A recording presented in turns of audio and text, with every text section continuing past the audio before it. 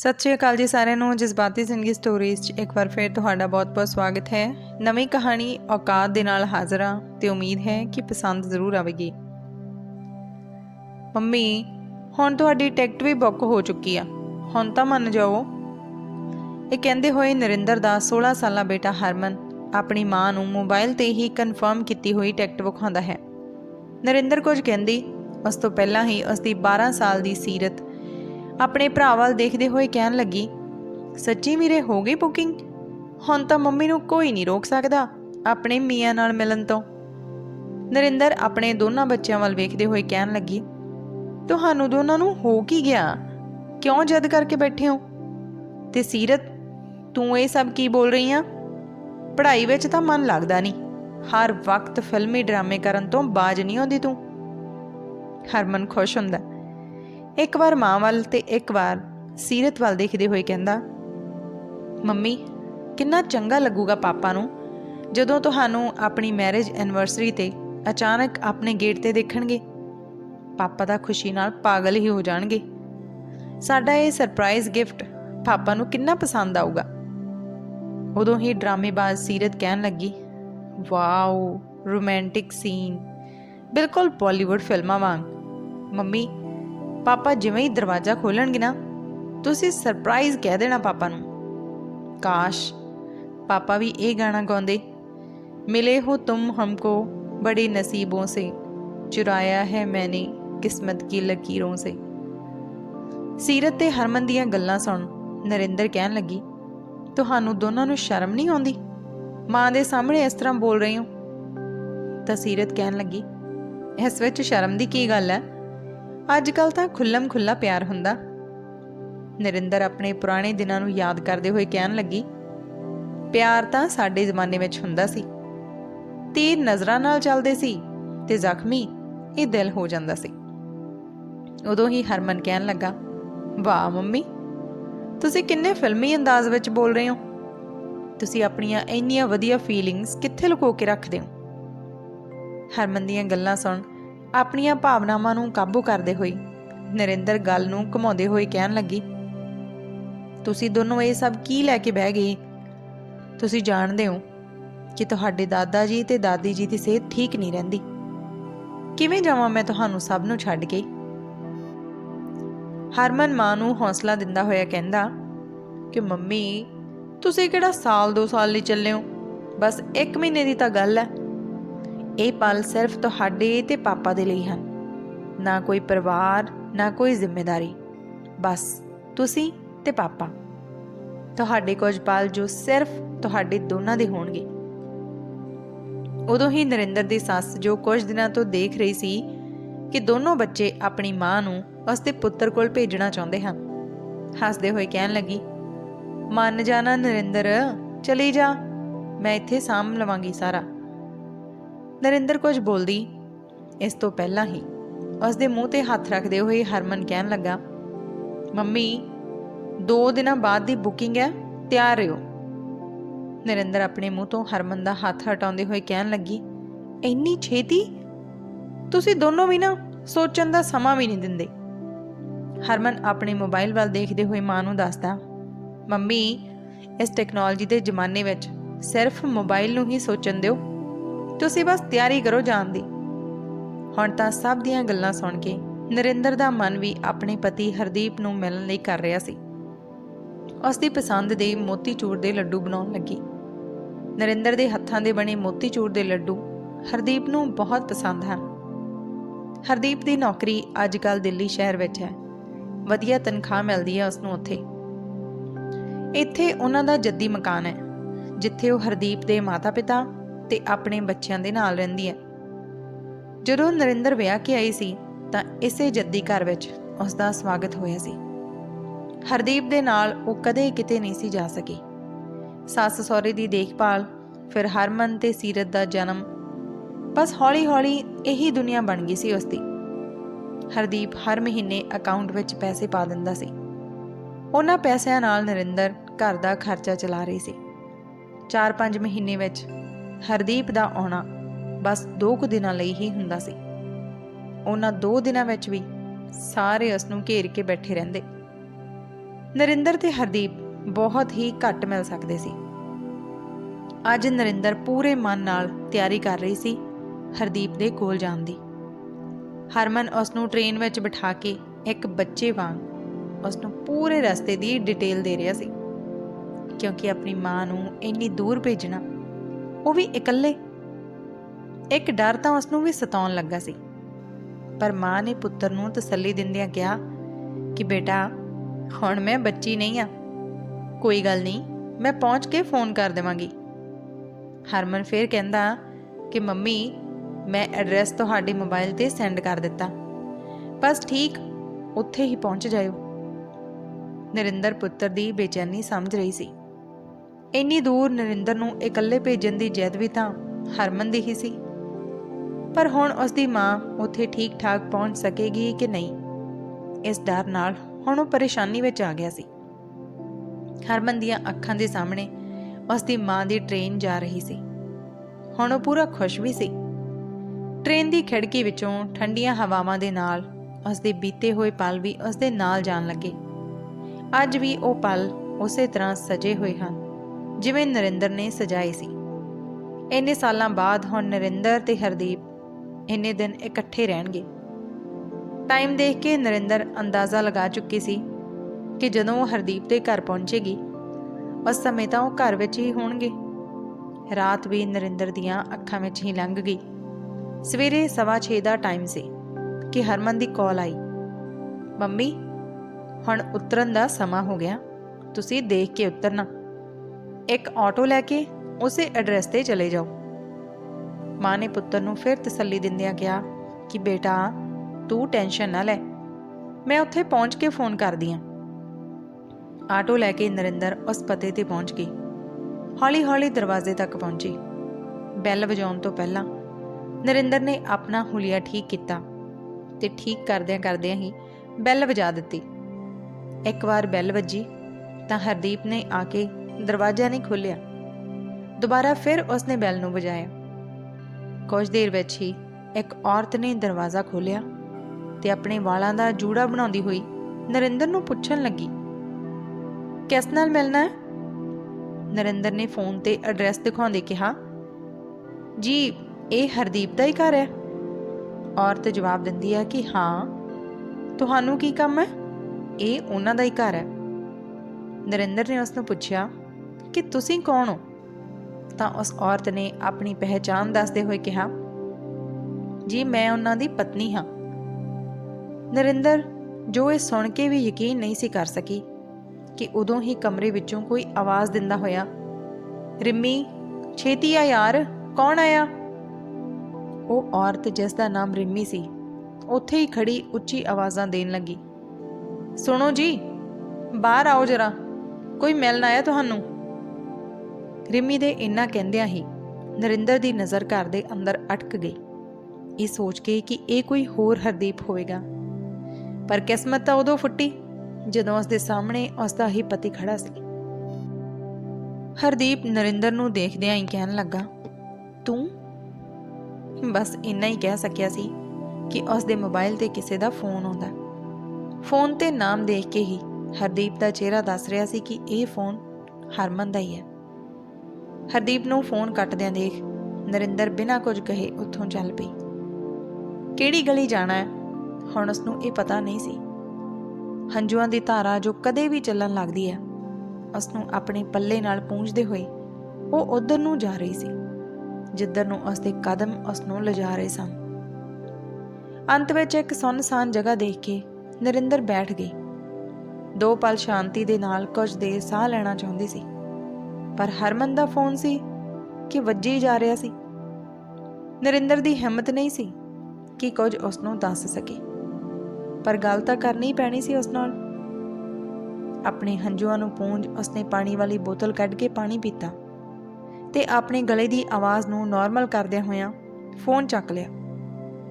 ਹਰਮਨ ਨੇ ਪੁੱਛਿਆ, ਕਿਉਂ ਮੰਮੀ, ਫੋਨ ਕਿਉਂ ਨਹੀਂ ਚੱਕ ਰਹੇ ਤੁਸੀਂ? ਸੌਰੀ ਮੰਮੀ, ਤੁਸੀਂ ਮੇਰੀ ਵਜ੍ਹਾ ਕਰਕੇ ਪਰੇਸ਼ਾਨ ਹੋ ਰਹੇ ਹੋ। ਮੈਨੂੰ ਪਾਪਾ ਲਈ ਅਜਿਹਾ ਸਰਪ੍ਰਾਈਜ਼ ਨਹੀਂ ਸੀ ਸੋਚਣਾ ਚਾਹੀਦਾ। ਪਾਪਾ ਨਾਲ ਹੁਣੇ ਗੱਲ ਹੋਈ, ਉਹ ਤਾਂ ਦੂਜੇ ਸ਼ਹਿਰ ਕਿਸੇ ਕੰਮ ਕਰਕੇ ਗਏ ਹੋਏ ਹਨ। ਮੰਮੀ, ਤੁਹਾਨੂੰ ਜਿਹੜੀ ਵੀ ਟਿਕਟ ਮਿਲੇ ਤੁਸੀਂ ਫੌਰਨ ਵਾਪਸ ਆ ਜਾਓ, ਮੈਨੂੰ ਤੁਹਾਡੀ ਬਹੁਤ ਫਿਕਰ ਹੋ ਰਹੀ ਹੈ। ਨਰਿੰਦਰ ਬਸ ਹਰਮਨ ਦੀਆਂ ਗੱਲਾਂ ਤੇ ਹਾਂ ਹੂੰ ਹੀ ਕਰ ਸਕੀ ਸੀ। ਗਲ ਵਿੱਚੋਂ ਉਸਦੀ ਆਵਾਜ਼ ਹੀ ਨਹੀਂ ਸੀ ਨਿਕਲ ਰਹੀ। ਹਰਮਨ ਨੇ ਫੋਨ ਤਾਂ ਕੱਟ ਦਿੱਤਾ ਸੀ, ਪਰ ਕੁਝ ਦੇਰ ਪਹਿਲਾਂ ਜੋ ਉਸਨੂੰ ਸਰਪ੍ਰਾਈਜ਼ ਮਿਲਿਆ ਉਹ ਉਸਨੂੰ ਕਿਵੇਂ ਭੁੱਲਦੀ। ਕਿੰਨੀ ਆਸਾਨੀ ਨਾਲ ਹਰਦੀਪ ਨੇ ਝੂਠਾ ਬਹਾਨਾ ਬਣਾ ਦਿੱਤਾ, ਪਰ ਉਹ ਕੀ ਕਰੇਗੀ, ਕਿੱਥੇ ਜਾਵੇਗੀ। ਇੱਕ ਸਰਪ੍ਰਾਈਜ਼ ਉਹ ਦੇਣ ਆਈ ਸੀ ਹਰਦੀਪ ਨੂੰ ਆਪਣੇ ਵਿਆਹ ਦੀ ਵਰ੍ਹੇਗੰਢ ਤੇ, ਪਰ ਇੱਥੇ ਤਾਂ ਹਰਦੀਪ ਨੇ ਹੀ ਉਸਨੂੰ ਰਿਟਰਨ ਸਰਪ੍ਰਾਈਜ਼ ਗਿਫਟ ਦੇ ਦਿੱਤਾ। ਉਸਨੂੰ ਇੰਨੇ ਸਾਲਾਂ ਵਿੱਚ ਕਦੇ ਵੀ ਹਰਦੀਪ ਦੀਆਂ ਗੱਲਾਂ ਤੋਂ ਇਹ ਨਹੀਂ ਸੀ ਲੱਗਾ ਕਿ ਉਸਦੀ ਇੱਕ ਅਲੱਗ ਦੁਨੀਆ ਵੀ ਹੈ, ਪਰ ਉਹ ਜਿਸ ਨਾਲ ਜੁੜੀ ਆ ਉਹ ਵੀ ਹਰਦੀਪ ਦੀ ਹੀ ਦੁਨੀਆ। ਤਾਂ ਫਿਰ ਹਰਦੀਪ ਨੇ ਅਜਿਹਾ ਕਿਉਂ ਕੀਤਾ? ਹਰਦੀਪ ਦਾ ਮਨ ਉਸ ਤੋਂ ਅੱਕ ਚੁੱਕਿਆ ਸੀ, ਤਾਂ ਉਸਨੇ ਕਦੇ ਦੱਸਿਆ ਕਿਉਂ ਨਹੀਂ? ਅੱਜ ਹਰਦੀਪ ਦੀ ਬੇਵਫਾਈ ਦੀ ਸਜ਼ਾ ਉਹ ਕਿਸ ਨੂੰ ਦੇਵੇ? ਆਪਣੇ ਸੱਸ ਸਹੁਰੇ ਨੂੰ? ਉਸ ਸੱਸ ਸਹੁਰੇ ਨੂੰ ਜਿਨ੍ਹਾਂ ਦੇ ਨਾਲ ਰਹਿੰਦਿਆਂ ਰਹਿੰਦਿਆਂ ਇਹਨਾਂ 20 ਸਾਲਾਂ ਵਿੱਚ ਇੱਕ ਡੂੰਘਾ ਰਿਸ਼ਤਾ ਜੁੜ ਚੁੱਕਿਆ ਸੀ। ਘਰ, ਪਰਿਵਾਰ, ਬੱਚੇ, ਇਹ ਸਭ ਕੁਝ ਨਰਿੰਦਰ ਦੀ ਜ਼ਿੰਮੇਵਾਰੀ ਵਿੱਚ ਆ ਗਏ ਸਨ। ਕਦੇ ਖੁਦ ਤੇ ਉਸਨੇ ਧਿਆਨ ਹੀ ਨਹੀਂ ਸੀ ਦਿੱਤਾ। ਸਰੀਰ ਦੇ ਹਰ ਪਾਸੇ ਤੇ ਮੋਟਾਪਾ ਵੱਧ ਰਿਹਾ ਸੀ, ਪਰ ਹਰਦੀਪ ਨੂੰ ਤਾਂ ਕੁਝ ਹੋਰ ਚਾਹੀਦਾ ਸੀ ਜੋ ਉਸ ਰਿੰਮੀ ਵਿੱਚ ਹੈ। ਇੱਕਦਮ ਸੁਰਾਹੀ ਵਰਗੀ ਫਿਗਰ, ਪਰ ਉਹ ਤਾਂ ਹਰਦੀਪ ਲਈ ਸ਼ਾਇਦ ਇੱਕ ਬੋਝ ਬਣ ਗਈ ਹੈ। ਪਰ ਹਰਮਨ ਤੇ ਸੀਰਤ ਦੀ ਜ਼ਿੰਮੇਵਾਰੀ ਤਾਂ ਅਜੇ ਵੀ ਉਹ ਚੱਕ ਰਿਹਾ। ਇਹ ਸੋਚ ਹੀ ਰਹੀ ਸੀ ਕਿ ਉਦੋਂ ਹੀ ਹਰਮਨ ਦਾ ਫਿਰ ਫੋਨ ਆਇਆ। ਮੰਮੀ, ਤੁਹਾਨੂੰ ਟਿਕਟ ਮਿਲ ਗਈ? ਨਰਿੰਦਰ ਖੁਦ ਨੂੰ ਸੰਭਾਲਦੇ ਹੋਏ ਝੂਠ ਬੋਲਣ ਲੱਗੀ। ਬੇਟਾ, ਲਾਈਨ ਬਹੁਤ ਲੰਬੀ ਆ, ਮਿਲ ਜਾਵੇਗੀ ਟਿਕਟ, ਤੂੰ ਟੈਨਸ਼ਨ ਨਾ ਲੈ, ਮੈਂ ਹਜੇ ਲਾਈਨ ਵਿੱਚ ਹੀ ਆ। ਇਸ ਤੋਂ ਪਹਿਲਾਂ ਕਿ ਉਸਦੀ ਗੱਲ ਖਤਮ ਹੁੰਦੀ, ਫਟੇ ਪੁਰਾਣੇ ਕੱਪੜਿਆਂ ਵਿੱਚ ਕੁਝ ਬੱਚੇ ਉਸਦੇ ਕੋਲ ਆ ਕੇ ਖਾਣ ਲਈ ਕੁਝ ਮੰਗਣ ਲੱਗੇ। ਫਿਰ ਨਰਿੰਦਰ ਨੂੰ ਯਾਦ ਆਇਆ ਕਿ ਉਸਦੇ ਬੈਗ ਵਿੱਚ ਮੋਤੀਚੂਰ ਦੇ ਲੱਡੂ ਹਨ, ਜੋ ਉਸਨੇ ਹਰਦੀਪ ਲਈ ਬੜੇ ਪਿਆਰ ਨਾਲ ਬਣਾਏ ਸੀ। ਪਰ ਹੁਣ ਸ਼ਾਇਦ ਕਿਸੇ ਨੂੰ ਉਹਨਾਂ ਦੀ ਜ਼ਰੂਰਤ ਹੀ ਨਹੀਂ ਸੀ। ਉਸਨੇ ਉਹਨਾਂ ਬੱਚਿਆਂ ਨੂੰ ਉਹ ਲੱਡੂ ਦਿੱਤੇ ਤੇ ਟ੍ਰੇਨ ਵੱਲ ਜਾਣ ਲੱਗੀ। ਸਫ਼ਰ ਤੋਂ ਬਾਅਦ ਘਰ ਪਹੁੰਚਦੇ ਹੀ ਦਰਵਾਜ਼ੇ ਤੇ ਹੀ ਹਰਮਨ ਆਪਣੀ ਮਾਂ ਨੂੰ ਗਲਵੱਕੜੀ ਪਾਉਂਦੇ ਹੋਏ ਕਹਿੰਦਾ, ਸ਼ੁਕਰ ਆ ਮੰਮੀ, ਤੁਸੀਂ ਠੀਕ ਠਾਕ ਆ ਗਏ, ਥੈਂਕ ਗੋਡ। ਫਿਰ ਸੀਰਤ ਵੀ ਫਿਕਰਮੰਦ ਜਿਹੀ ਹੁੰਦੀ ਕਹਿਣ ਲੱਗੀ, ਮੰਮੀ ਤਾਂ ਪਾਪਾ ਨੂੰ ਸਰਪ੍ਰਾਈਜ਼ ਦੇਣ ਗਏ ਸੀ, ਪਰ ਖੁਦ ਹੀ ਸਰਪ੍ਰਾਈਜ਼ ਹੋ ਗਏ। ਪਰ ਹਰਮਨ ਉਸਦੀ ਗੱਲ ਨੂੰ ਕੱਟਦਾ ਹੋਇਆ ਕਹਿੰਦਾ ਕਿ ਮੇਰੀ ਗਲਤੀ ਸੀ, ਮੈਂ ਇਹ ਸਰਪ੍ਰਾਈਜ਼ ਪਲਾਨ ਕੀਤਾ। ਨਰਿੰਦਰ ਹੁਣ ਤੱਕ ਠੀਕ ਢੰਗ ਨਾਲ ਘਰ ਦੇ ਅੰਦਰ ਵੀ ਨਹੀਂ ਸੀ ਆਈ ਤੇ ਸਭ ਦੀਆਂ ਨਜ਼ਰਾਂ ਤੋਂ ਖੁਦ ਨੂੰ ਬਚਾਉਣ ਦਾ ਯਤਨ ਕਰ ਰਹੀ ਸੀ ਕਿ ਉਸਦੀ ਸੱਸ ਨੇ ਕਿਹਾ, ਮੇਰਾ ਪੁੱਤ ਵਿਚਾਰਾ ਸਾਰਾ ਦਿਨ ਇਸ ਘਰ ਦੀ ਜ਼ਿੰਮੇਵਾਰੀ ਦੇ ਲਈ ਇੱਧਰ ਉੱਧਰ ਧੱਕੇ ਖਾਂਦਾ ਫਿਰਦਾ, ਚੈਨ ਨਾਲ ਘਰ ਦੀ ਰੋਟੀ ਵੀ ਉਸਨੂੰ ਨਸੀਬ ਨਹੀਂ ਹੁੰਦੀ। ਸਭ ਦੀਆਂ ਗੱਲਾਂ ਤੇ ਹਰਦੀਪ ਦੇ ਪ੍ਰਤੀ ਵਿਸ਼ਵਾਸ ਦੇਖ ਕੇ ਹੁਣ ਨਰਿੰਦਰ ਖੁਦ ਦੇ ਹੰਝੂਆਂ ਨੂੰ ਰੋਕ ਨਹੀਂ ਸੀ ਸਕੀ। ਸਭ ਦੇ ਸਾਹਮਣੇ ਤਾਂ ਸੰਭਾਲ ਲਿਆ, ਪਰ ਹੁਣ ਬਰਦਾਸ਼ਤ ਤੋਂ ਬਾਹਰ ਸੀ। ਉਸਨੇ ਸਮਾਨ ਰੱਖਿਆ ਤੇ ਬਿਨਾਂ ਕਿਸੇ ਨੂੰ ਕੁਝ ਕਹੇ ਬਾਥਰੂਮ ਵਿੱਚ ਗਈ ਤੇ ਟੂਟੀ ਚਲਾ ਦਿੱਤੀ ਤੇ ਆਪਣੇ ਹੰਝੂਆਂ ਨੂੰ ਉਸ ਪਾਣੀ ਦੇ ਨਾਲ ਹੀ ਵਹਾ ਦਿੱਤਾ। ਨਰਿੰਦਰ ਨੇ ਖੁਦ ਨੂੰ ਬਾਥਰੂਮ ਵਿੱਚ ਬੰਦ ਕਰ ਲਿਆ, ਪਰ ਕਦੋਂ ਤੱਕ ਉਹ ਆਪਣੇ ਆਪ ਨੂੰ ਬਾਥਰੂਮ ਵਿੱਚ ਲੁਕੋ ਸਕਦੀ ਸੀ? ਕਿ ਖੁਦ ਨੂੰ ਕਿਤੇ ਵੀ ਬੰਦ ਕਰਨਾ ਕਿਸੇ ਸਮੱਸਿਆ ਜਾਂ ਗੱਲ ਨੂੰ ਦਿਮਾਗ ਵਿੱਚੋਂ ਕੱਢਿਆ ਜਾਣਾ ਹੁੰਦਾ? ਨਹੀਂ, ਕੋਈ ਵੀ ਕਿਤੇ ਵੀ ਲੁਕ ਜਾਵੇ, ਕਿੰਨੀ ਵੀ ਦੂਰ ਕਿਉਂ ਨਾ ਚਲਾ ਜਾਵੇ, ਜਿਸ ਤੋਂ ਬਚ ਕੇ ਅਸੀਂ ਭੱਜਣਾ ਚਾਹੁੰਦੇ ਹਾਂ, ਕਿਤੇ ਨਾ ਕਿਤੇ ਉਹ ਹਮੇਸ਼ਾ ਸਾਡੇ ਨਾਲ ਹੀ ਰਹਿੰਦਾ। ਬੰਦ ਕਮਰੇ ਵਿੱਚ ਵੀ ਉਹ ਤੁਹਾਡਾ ਸਾਥ ਨਹੀਂ ਛੱਡਦਾ ਤੇ ਭੀੜ ਵਿੱਚ ਰਹਿਣ ਦੇ ਬਾਵਜੂਦ ਵੀ ਤੁਸੀਂ ਉਸ ਤੋਂ ਭੱਜ ਨਹੀਂ ਸਕਦੇ। ਅੱਜ ਅਜਿਹੀ ਹੀ ਸਥਿਤੀ ਨਰਿੰਦਰ ਦੀ ਵੀ ਸੀ। ਸਭ ਦੀਆਂ ਨਜ਼ਰਾਂ ਤੋਂ ਲੁਕ ਕੇ ਨਰਿੰਦਰ ਬਾਥਰੂਮ ਵਿੱਚ ਟੂਟੀ ਦੇ ਪਾਣੀ ਨਾਲ ਆਪਣੇ ਮੂੰਹ ਤੇ ਛਿੱਟੇ ਮਾਰ ਰਹੀ ਸੀ, ਪਰ ਅੱਖਾਂ ਦੇ ਹੰਝੂਆਂ ਨੂੰ ਰੋਕ ਨਹੀਂ ਸੀ ਸਕੀ। ਹਰਦੀਪ ਦਾ ਇੰਨਾ ਵੱਡਾ ਧੋਖਾ ਉਸਨੂੰ ਬਰਦਾਸ਼ਤ ਨਹੀਂ ਸੀ ਹੋ ਰਿਹਾ। ਉਹ ਵੀ ਚੀਕਣਾ ਚਾਹੁੰਦੀ ਸੀ, ਹਰਦੀਪ ਤੋਂ ਕੁਝ ਪੁੱਛਣਾ ਚਾਹੁੰਦੀ ਸੀ, ਪਰ ਕੁਝ ਪੁੱਛ ਨਹੀਂ ਸੀ ਸਕੀ। ਸਗੋਂ ਵਾਪਸ ਪੁੱਠੇ ਪੈਰੀਂ ਘਰ ਆ ਗਈ। ਉਸਦੇ ਜੀਵਨ ਦੇ 20 ਸਾਲ, ਇਹ ਕੋਈ ਮਾਮੂਲੀ ਸਮਾਂ ਨਹੀਂ ਹੁੰਦਾ ਕਿਸੇ ਦੇ ਜੀਵਨ ਵਿੱਚ। ਇੰਨਾ ਲੰਮਾ ਸਫ਼ਰ ਹਰਦੀਪ ਤੋਂ ਦੂਰ ਰਹਿਣ ਦੇ ਬਾਵਜੂਦ ਨਰਿੰਦਰ ਨੇ ਪੂਰੀ ਇਮਾਨਦਾਰੀ ਨਾਲ ਆਪਣੇ ਜੀਵਨ ਦਾ ਬਹੁਤ ਕੀਮਤੀ ਸਮਾਂ ਇਸ ਘਰ ਨੂੰ ਦਿੱਤਾ ਸੀ। ਆਪਣੇ ਪਿਆਰ ਨਾਲ ਇਸ ਮਕਾਨ ਨੂੰ ਘਰ ਬਣਾਇਆ, ਇੱਕ ਇੱਕ ਇੱਟ ਵਿੱਚ ਪਿਆਰ ਦਾ ਅਹਿਸਾਸ ਜਗਾਇਆ। ਅੱਜ ਇਹ ਸਭ ਵੀ ਉਸ ਨੂੰ ਸਿਰਫ ਕੰਧਾਂ ਹੀ ਨਜ਼ਰ ਆ ਰਹੀਆਂ ਸਨ, ਜਿਨ੍ਹਾਂ ਕੰਧਾਂ ਵਿੱਚ ਪਤਾ ਨਹੀਂ ਕਿੰਨੀਆਂ ਯਾਦਾਂ ਨੂੰ ਸੰਜੋਇਆ ਸੀ। ਇੱਕ ਸੈਕਿੰਡ ਵਿੱਚ ਉਸ ਨੂੰ ਸਭ ਪਰਾਇਆ ਲੱਗਣ ਲੱਗਾ। ਆਪਣੀ ਮਾਂ ਨੂੰ ਇੰਨੀ ਦੇਰ ਬਾਥਰੂਮ ਵਿੱਚ ਵੜਿਆ ਦੇਖ ਹਰਮਨ ਬਾਹਰੋਂ ਆਵਾਜ਼ ਦੇਣ ਲੱਗਾ ਕਿ ਮੰਮੀ, ਕੀ ਕਰ ਰਹੇ ਹੋ ਤੁਸੀਂ ਇੰਨੀ ਦੇਰ ਤੋਂ? ਠੀਕ ਤਾਂ ਹੋ? ਨਰਿੰਦਰ ਦੀ ਆਵਾਜ਼ ਗਲ ਚੋਂ ਬਾਹਰ ਨਹੀਂ ਸੀ ਆ ਸਕੀ। ਹਰਮਨ ਨੂੰ ਕੁਝ ਕਹਿਣਾ ਤਾਂ ਚਾਹੁੰਦੀ ਸੀ ਕਿ ਠੀਕ ਆ, ਪਰ ਆਵਾਜ਼ ਨਿਕਲੇ ਤਾਂ ਨਾ। ਕੁਝ ਦੇਰ ਬਾਅਦ ਵੀ ਆਵਾਜ਼ ਨਾ ਆਈ ਤਾਂ ਹਰਮਨ ਨੇ ਫਿਰ ਤੋਂ ਪੁੱਛਿਆ, ਮੰਮੀ ਤੁਸੀਂ ਠੀਕ ਹੋ ਹੁਣ? ਨਰਿੰਦਰ ਨੇ ਦਰਵਾਜ਼ਾ ਖੋਲ੍ਹਦਿਆਂ ਹੀ ਥੋੜੇ ਗੁੱਸੇ ਨਾਲ ਕਿਹਾ, ਕੀ ਬਚਪਨਾ ਹੈ ਹਰਮਨ, ਮੈਂ ਬਹੁਤ ਥੱਕ ਗਈ ਹਾਂ, ਇਸ ਲਈ ਸਿਰ ਧੋਣ ਲੱਗ ਗਈ ਸੀ, ਚੈਨ ਨਾਲ ਸਾਹ ਵੀ ਨਹੀਂ ਲੈਣ ਦਿੰਦੇ। ਪਰ ਹਰਮਨ ਨੂੰ ਆਪਣੀ ਮਾਂ ਦੀ ਗੱਲ ਵਿੱਚ ਕੁਝ ਰੜਕਿਆ ਸੀ। ਫਿਰ ਖੁਦ ਨੂੰ ਸਮਝਾਉਂਦੇ ਹੋਏ ਕਿ ਥਕਾਵਟ ਤਾਂ ਹੋਈ ਹੈ ਮੰਮੀ ਨੂੰ, ਤੇ ਮੰਮੀ ਦੇ ਕੋਲ ਜਾ ਕੇ ਕਹਿਣ ਲੱਗਾ, ਮੰਮੀ ਚਲੋ ਮੈਂ ਤੁਹਾਨੂੰ ਵਧੀਆ ਜਿਹੀ ਚਾਹ ਬਣਾ ਕੇ ਪਿਆਉਣਾ, ਤੁਸੀਂ ਥੋੜੀ ਦੇਰ ਆਰਾਮ ਕਰ ਲਵੋ। ਨਰਿੰਦਰ ਨੇ ਵੀ ਮਨਾ ਨਹੀਂ ਕੀਤਾ। ਅੱਜ ਉਸ ਦਾ ਵੀ ਮਨ ਤੇ ਦਿਲ ਦੋਨੋਂ ਹੀ ਜਲ ਰਹੇ ਸਨ। ਉਹ ਅੱਖਾਂ ਬੰਦ ਕਰ ਬੈੱਡ ਤੇ ਲੇਟ ਗਈ, ਪਰ ਹਰਦੀਪ ਤੇ ਰਿੰਮੀ ਦਾ ਚਿਹਰਾ ਦਿਸਦੇ ਹੀ ਅੱਖਾਂ ਖੋਲ ਦਿੱਤੀਆਂ। ਕੁਝ ਦੇਰ ਵਿੱਚ ਹੀ ਹਰਮਨ ਚਾਹ ਲੈ ਕੇ ਆ ਗਿਆ।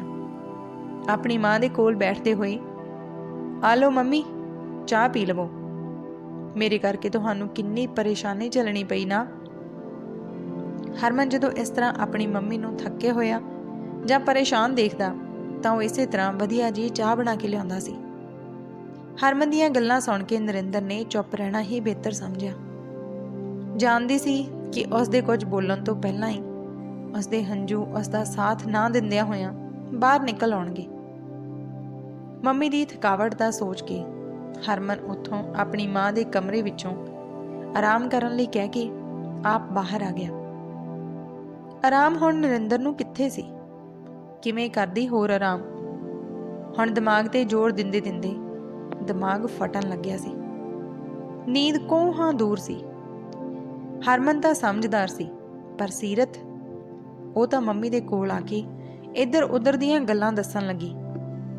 ਨਰਿੰਦਰ ਕੁਝ ਸਮਾਂ ਇਕੱਲਾ ਰਹਿਣਾ ਚਾਹੁੰਦੀ ਸੀ, ਪਰ ਬੋਲ ਵੀ ਨਹੀਂ ਸੀ ਪਾ ਰਹੀ। ਇੱਧਰ ਰਿੰਮੀ ਦਾ ਮੂੰਹ ਵੀ ਫੁੱਲਿਆ ਹੋਇਆ ਸੀ। ਹਰਦੀਪ ਨੇ ਕਈ ਵਾਰ ਉਸ ਨਾਲ ਗੱਲ ਕਰਨੀ ਚਾਹੀ, ਪਰ ਰਿੰਮੀ ਨੇ ਉਸ ਤੋਂ ਇੱਕ ਦੂਰੀ ਬਣਾ ਲਈ। ਉਹ ਸਮਝ ਚੁੱਕੀ ਸੀ ਕਿ ਹਰਦੀਪ ਜਦੋਂ ਵੀ ਮੂੰਹ ਖੋਲੂ ਝੂਠ ਹੀ ਬੋਲੇਗਾ। 5 ਸਾਲ ਦੇ ਲਿਵ ਇਨ ਰਿਲੇਸ਼ਨਸ਼ਿਪ ਵਿੱਚ ਰਹਿਣ ਤੋਂ ਬਾਅਦ ਮੰਦਰ ਵਿੱਚ ਹਰਦੀਪ ਦੇ ਨਾਲ 2 ਸਾਲ ਹੋਏ ਹਨ। ਉਸਨੇ ਵਿਆਹ ਕਰ ਲਿਆ ਸੀ। ਕਿੰਨੀ ਆਸਾਨੀ ਨਾਲ ਉਹ ਹਰਦੀਪ ਦੇ ਝਾਂਸੇ ਵਿੱਚ ਆ ਰਹੀ ਸੀ। ਹਰ ਇੱਕ ਗੱਲ ਤੇ ਅੱਖਾਂ ਬੰਦ ਕਰਕੇ ਭਰੋਸਾ ਕਰ ਰਹੀ ਸੀ। ਸਵੇਰੇ ਉਹ ਔਰਤ ਕੌਣ ਸੀ? ਇਹ ਪੁੱਛਣ ਤੇ ਗੱਲ ਨੂੰ ਬਹੁਤ ਘੁਮਾਉਣ ਤੋਂ ਬਾਅਦ ਅੰਤ ਵਿੱਚ ਹਰਦੀਪ ਨੂੰ ਸੱਚਾਈ ਦੱਸਣੀ ਹੀ ਪਈ। ਹਰਦੀਪ ਹਰ ਮਹੀਨੇ ਘਰ ਪੈਸੇ ਭੇਜਦਾ ਸੀ। ਇਹ ਗੱਲ ਤਾਂ ਰਿੰਮੀ ਨੂੰ ਪਤਾ ਸੀ, ਕਿਉਂਕਿ ਹਰਦੀਪ ਦੇ ਮੁਤਾਬਕ ਉਸਦੇ ਮਾਂ-ਬਾਪ ਉਸਦੇ ਇੱਕ ਰਿਸ਼ਤੇਦਾਰ ਦੇ ਕੋਲ ਰਹਿੰਦੇ ਸਨ। ਰਿੰਮੀ ਨੇ ਕਈ ਵਾਰ ਕਿਹਾ ਵੀ ਕਿ ਉਸ ਨੂੰ ਆਪਣੇ ਮਾਂ-ਬਾਪ ਨਾਲ ਮਿਲਾ ਦੇਵੇ, ਪਰ ਹਰਦੀਪ ਇਹ ਕਹਿ ਦਿੰਦਾ ਕਿ ਤੂੰ ਹੋਰ ਜਾਤੀ ਦੀ ਹੋਣ ਕਰਕੇ ਮੇਰੇ ਮਾਂ-ਬਾਪ ਤੈਨੂੰ ਪਸੰਦ ਨਹੀਂ ਕਰਨਗੇ। ਤੇ ਰਿੰਮੀ ਵੀ ਉੱਥੇ ਕਦੇ ਨਹੀਂ ਗਈ। ਰਿੰਮੀ ਵੀ ਉੱਥੇ ਹੀ ਕੰਮ ਕਰਦੀ ਸੀ ਜਿੱਥੇ ਹਰਦੀਪ ਕਰਦਾ ਸੀ। ਦੋਨਾਂ ਦੀਆਂ ਮੁਲਾਕਾਤਾਂ ਪਿਆਰ ਵਿੱਚ ਬਦਲ ਗਈਆਂ। 5 ਸਾਲ ਇਕੱਠੇ ਰਹਿਣ ਤੋਂ ਬਾਅਦ ਵਿਆਹ ਹੋਇਆ ਸੀ ਉਹਨਾਂ ਦਾ। ਅੱਜ ਹਰਦੀਪ ਦੀ ਸੱਚਾਈ ਰਿੰਮੀ ਦੇ ਸਾਹਮਣੇ ਸੀ, ਪਰ ਰਿੰਮੀ ਨਰਿੰਦਰ ਦੀ ਤਰ੍ਹਾਂ ਕਮਜ਼ੋਰ ਨਹੀਂ ਸੀ। ਬੜੀ ਆਸਾਨੀ ਨਾਲ ਹਰਦੀਪ ਨੂੰ ਧਮਕੀ ਦਿੰਦੇ ਹੋਏ ਆਪਣਾ ਸਮਾਨ ਨਾਲ ਉਹ ਘਰ ਛੱਡ ਰਹੀ ਸੀ। ਅੱਜ ਦੀ ਸਵੇਰ ਨੇ ਕਿੰਨੀਆਂ ਹੀ ਜ਼ਿੰਦਗੀਆਂ ਨੂੰ ਬਦਲ ਦਿੱਤਾ ਸੀ। ਹਰਦੀਪ ਆਪਣਾ ਸਿਰ ਫੜ ਕੇ ਬੈਠ ਗਿਆ। ਬਹੁਤ ਮਨਾਉਣ ਦੀ ਕੋਸ਼ਿਸ਼ ਕੀਤੀ ਉਸਨੇ ਰਿੰਮੀ ਨੂੰ, ਪਰ ਸਭ ਬੇਕਾਰ। 1 ਸੈਕਿੰਡ ਵਿੱਚ ਹੀ ਸਭ ਕੁਝ ਬਦਲ ਗਿਆ। ਨਰਿੰਦਰ ਸਭ ਦੀ ਨਜ਼ਰ ਤੋਂ ਖੁਦ ਨੂੰ ਬਚਾਉਣ ਦੀ ਕੋਸ਼ਿਸ਼ ਕਰਦੀ ਰਹਿੰਦੀ। 2 ਦਿਨ ਬੀਤ ਗਏ ਸਨ, ਪਰ ਨਰਿੰਦਰ ਦੀ ਖਾਮੋਸ਼ੀ ਉਸੇ ਤਰ੍ਹਾਂ ਹੀ ਬਰਕਰਾਰ ਰਹੀ। ਜੇਕਰ ਕੋਈ ਇਹ ਸਭ ਤੇ ਗੌਰ ਕਰ ਰਿਹਾ ਸੀ ਤਾਂ ਉਹ ਹਰਮਨ ਸੀ। ਜਦੋਂ ਵੀ ਹਰਮਨ ਆਪਣੀ ਮਾਂ ਤੋਂ ਪੁੱਛਦਾ, ਉਦੋਂ ਹੀ ਨਰਿੰਦਰ ਦੇ ਕੰਬਦੇ ਹੋਏ ਬੋਲ ਕੁਝ ਬਹਾਨਾ ਬਣਾਉਣਾ ਸ਼ੁਰੂ ਕਰ ਦਿੰਦੇ। ਹਰਮਨ ਦੀਆਂ ਨਜ਼ਰਾਂ ਤੋਂ ਉਹ ਦੂਰ ਰਹਿਣ ਦਾ ਹੀ ਯਤਨ ਕਰਦੀ। ਹਰਮਨ ਨੂੰ ਵਾਰ-ਵਾਰ ਇਹੀ ਲੱਗਣ ਲੱਗਾ ਕਿ ਇਹ ਉਸਦੀ ਹੀ ਵਜ੍ਹਾ ਨਾਲ ਹੋਇਆ। ਉਸਦੀ ਮਾਂ ਨੇ ਇੱਕ ਉਮੀਦ ਜਗਾ ਲਈ ਸੀ ਪਾਪਾ ਨੂੰ ਮਿਲਣ ਲਈ, ਜੋ ਪੂਰੀ ਨਹੀਂ ਹੋ ਸਕੀ। ਸ਼ਾਇਦ ਇਸੇ ਲਈ ਮਾਂ ਦੁਖੀ ਆ। 3-4 ਦਿਨ ਹੀ ਬੀਤੇ ਸਨ ਕਿ ਹਰਦੀਪ ਨੇ ਇਸ ਘਰ ਵਿੱਚ ਕਦਮ ਰੱਖਿਆ। ਹਰਦੀਪ ਦੇ ਪੈਰ ਰੱਖਦਿਆਂ ਹੀ ਉਸਦੇ ਮਾਂ-ਬਾਪ ਦੋਨਾਂ ਦੀਆਂ ਅੱਖਾਂ ਖੁਸ਼ੀ ਨਾਲ ਨਮ ਹੋ ਗਈਆਂ। ਸੀਰਤ ਵੀ ਪਾਪਾ ਦੀ ਰੱਟ ਲਗਾਈ ਹਰਦੀਪ ਦੇ ਅੱਗੇ ਪਿੱਛੇ ਘੁੰਮਣ ਲੱਗੀ। ਮਾਂ ਤਾਂ ਨਰਿੰਦਰ ਨੂੰ ਆਪਣੇ ਪੁੱਤਰ ਦੀ ਪਸੰਦ ਦਾ ਕੁਝ ਨਾ ਕੁਝ ਬਣਾਉਣ ਨੂੰ ਕਹਿ ਕੇ ਉਸਦੇ ਆਲੇ ਦੁਆਲੇ ਹੀ ਮੰਡਰਾਉਂਦੀ ਰਹੀ। ਉਸਦੇ ਪਾਪਾ ਨੇ ਵੀ ਸ਼ਹਿਰ ਦਾ ਸਾਰਾ ਹਾਲ ਚਾਲ ਪੁੱਛਿਆ। ਕੁਝ ਦੇਰ ਬੈਠਣ ਤੋਂ ਬਾਅਦ ਉਹ ਉੱਠ ਕੇ ਆਪਣੇ ਕਮਰੇ ਵਿੱਚ ਚਲਾ ਗਿਆ। ਹਰਦੀਪ ਨੇ ਆਪਣੀਆਂ ਤਰਸੀਆਂ ਨਜ਼ਰਾਂ ਨਾਲ ਕਈ ਵਾਰ ਨਰਿੰਦਰ ਨੂੰ ਦੇਖਣਾ ਚਾਹਿਆ, ਪਰ ਨਰਿੰਦਰ ਨੂੰ ਕੋਈ ਫਰਕ ਨਹੀਂ ਪਿਆ। ਸਭ ਨੂੰ ਬਿਜ਼ੀ ਦੇਖ ਹਰਦੀਪ ਨਰਿੰਦਰ ਦੇ ਕੋਲ ਵੀ ਗਿਆ, ਪਰ ਨਰਿੰਦਰ ਨੇ ਆਪਣਾ ਰਸਤਾ ਬਦਲ ਲਿਆ। ਅੱਜ ਉਸਨੇ ਉਹੀ ਬਣਾਇਆ ਸੀ ਜੋ ਉਸਨੂੰ ਤੇ ਉਸਦੇ ਬੱਚਿਆਂ ਨੂੰ ਪਸੰਦ ਸੀ। ਹਰਦੀਪ ਦੀ ਮਾਂ ਨੇ ਰਾਤ ਦੇ ਖਾਣੇ ਕਾਰਨ ਨਰਿੰਦਰ ਨੂੰ ਕੁਝ ਖਰੀਆਂ ਖੋਟੀਆਂ ਵੀ ਸੁਣਾਈਆਂ ਕਿ ਖਾਣੇ ਵਿੱਚ ਇੱਕ ਵੀ ਚੀਜ਼ ਅਜਿਹੀ ਨਹੀਂ ਆ ਜੋ ਹਰਦੀਪ ਨੂੰ ਪਸੰਦ ਹੋਵੇ। ਪਰ ਨਰਿੰਦਰ ਨੇ ਕੁਝ ਨਹੀਂ ਕਿਹਾ। ਉਹ ਜਾਣਦੀ ਸੀ ਕਿ ਇੱਕ ਮਾਂ ਦੇ ਲਈ ਇੰਨੇ ਮਹੀਨਿਆਂ ਤੋਂ ਬਾਅਦ ਆਪਣੇ ਬੱਚੇ ਨੂੰ ਦੇਖਣ ਦੀ ਖੁਸ਼ੀ ਕੀ ਹੁੰਦੀ ਹੈ, ਚਾਹੇ ਉਸ ਦਾ ਪੁੱਤਰ ਉਸ ਦੇ ਕੋਲ ਰਹੇ ਜਾਂ ਨਾ। ਹਰਦੀਪ ਦੇ ਮਾਂ-ਬਾਪ ਦੀ ਪਰਵਾਹ ਤੇ ਜ਼ਿੰਮੇਵਾਰੀ ਨਰਿੰਦਰ ਹੀ ਚੱਕਦੀ ਰਹੀ। ਫਿਰ ਵੀ ਆਪਣੀ ਔਲਾਦ ਹੋਣਾ ਤਾਂ ਆਪਣੀ ਹੀ ਹੁੰਦਾ, ਇਸ ਲਈ ਉਸਨੇ ਆਪਣੀ ਸੱਸ ਨੂੰ ਕੁਝ ਨਹੀਂ ਕਿਹਾ। ਹਰਮਨ ਅੱਜ ਆਪਣੀ ਮਾਂ ਦੇ ਬਦਲੇ ਰਵੱਈਏ ਨੂੰ ਦੇਖ ਰਿਹਾ ਸੀ, ਜਿਹੜੇ ਪਾਪਾ ਦੇ ਆਉਣ ਦੀ ਖੁਸ਼ੀ ਵਿੱਚ ਉਸਦੀ ਮਾਂ ਦੇ ਕਦੇ ਹੱਥ ਨਹੀਂ ਸਨ ਥੱਕਦੇ। ਢੇਰ ਸਾਰੇ ਪਕਵਾਨ ਬਣਾਉਂਦੇ ਤੇ ਪੂਰਾ ਦਿਨ ਇਸੇ ਵਿੱਚ ਹੀ ਨਿਕਲ ਜਾਂਦਾ ਸੀ। 2 ਦਿਨ ਵਿੱਚ ਹੀ ਮੰਮੀ 6 ਮਹੀਨਿਆਂ ਦੀ ਕਸਰ ਨੂੰ ਪੂਰਾ ਕਰ ਦਿੰਦੀ ਸੀ। ਅੱਜ ਇੰਨੀ ਬਦਲੀ ਕਿਉਂ ਆ? ਪਰ ਹਰਮਨ ਨੇ ਅਜੇ ਕੁਝ ਪੁੱਛਣਾ ਜ਼ਰੂਰੀ ਨਹੀਂ ਸਮਝਿਆ। ਉਹ ਜਾਣਦਾ ਸੀ ਕਿ ਉਸਦੀ ਮਾਂ ਜੋ ਵੀ ਕਰ ਰਹੀ ਹੈ, ਕੁਝ ਤਾਂ ਉਸਦੇ ਪਿੱਛੇ ਬਹੁਤ ਵੱਡੀ ਗੱਲ ਹੈ। ਬਸ ਆਪਣੀ ਮਾਂ ਦੇ ਚਿਹਰੇ ਨੂੰ ਦੇਖਦਾ ਤੇ ਆਪਣੇ ਪਾਪਾ ਦੇ ਚਿਹਰੇ ਤੋਂ ਕੁਝ ਅੰਦਾਜ਼ੇ ਲਗਾਉਣ ਦੀ ਕੋਸ਼ਿਸ਼ ਕਰਦਾ ਕਿ ਕਿਤੇ ਦੋਨਾਂ ਦੇ ਵਿੱਚ ਕੁਝ ਗਲਤ ਤਾਂ ਨਹੀਂ। ਰਾਤ ਦੇ ਖਾਣੇ ਤੋਂ ਬਾਅਦ ਹਰਦੀਪ ਹੁਣ ਜਾਣਦਾ ਸੀ ਕਿ ਨਰਿੰਦਰ ਇਸ ਕਮਰੇ ਵਿੱਚ ਤਾਂ ਆਵੇਗੀ ਹੀ, ਉਦੋਂ ਹੀ ਗੱਲ ਕਰ ਲਵਾਂਗਾ। ਪਰ ਨਰਿੰਦਰ ਦੇ ਮਨ ਵਿੱਚ ਕੁਝ ਹੋਰ ਚੱਲ ਰਿਹਾ ਸੀ। ਹਰਦੀਪ ਕਮਰੇ ਵਿੱਚ ਨਰਿੰਦਰ ਦਾ ਇੰਤਜ਼ਾਰ ਕਰ ਰਿਹਾ ਸੀ। ਸੀਰਤ ਵੀ ਆਪਣੀ ਦਾਦੀ ਕੋਲ ਸੌਣ ਲਈ ਚਲੀ ਗਈ।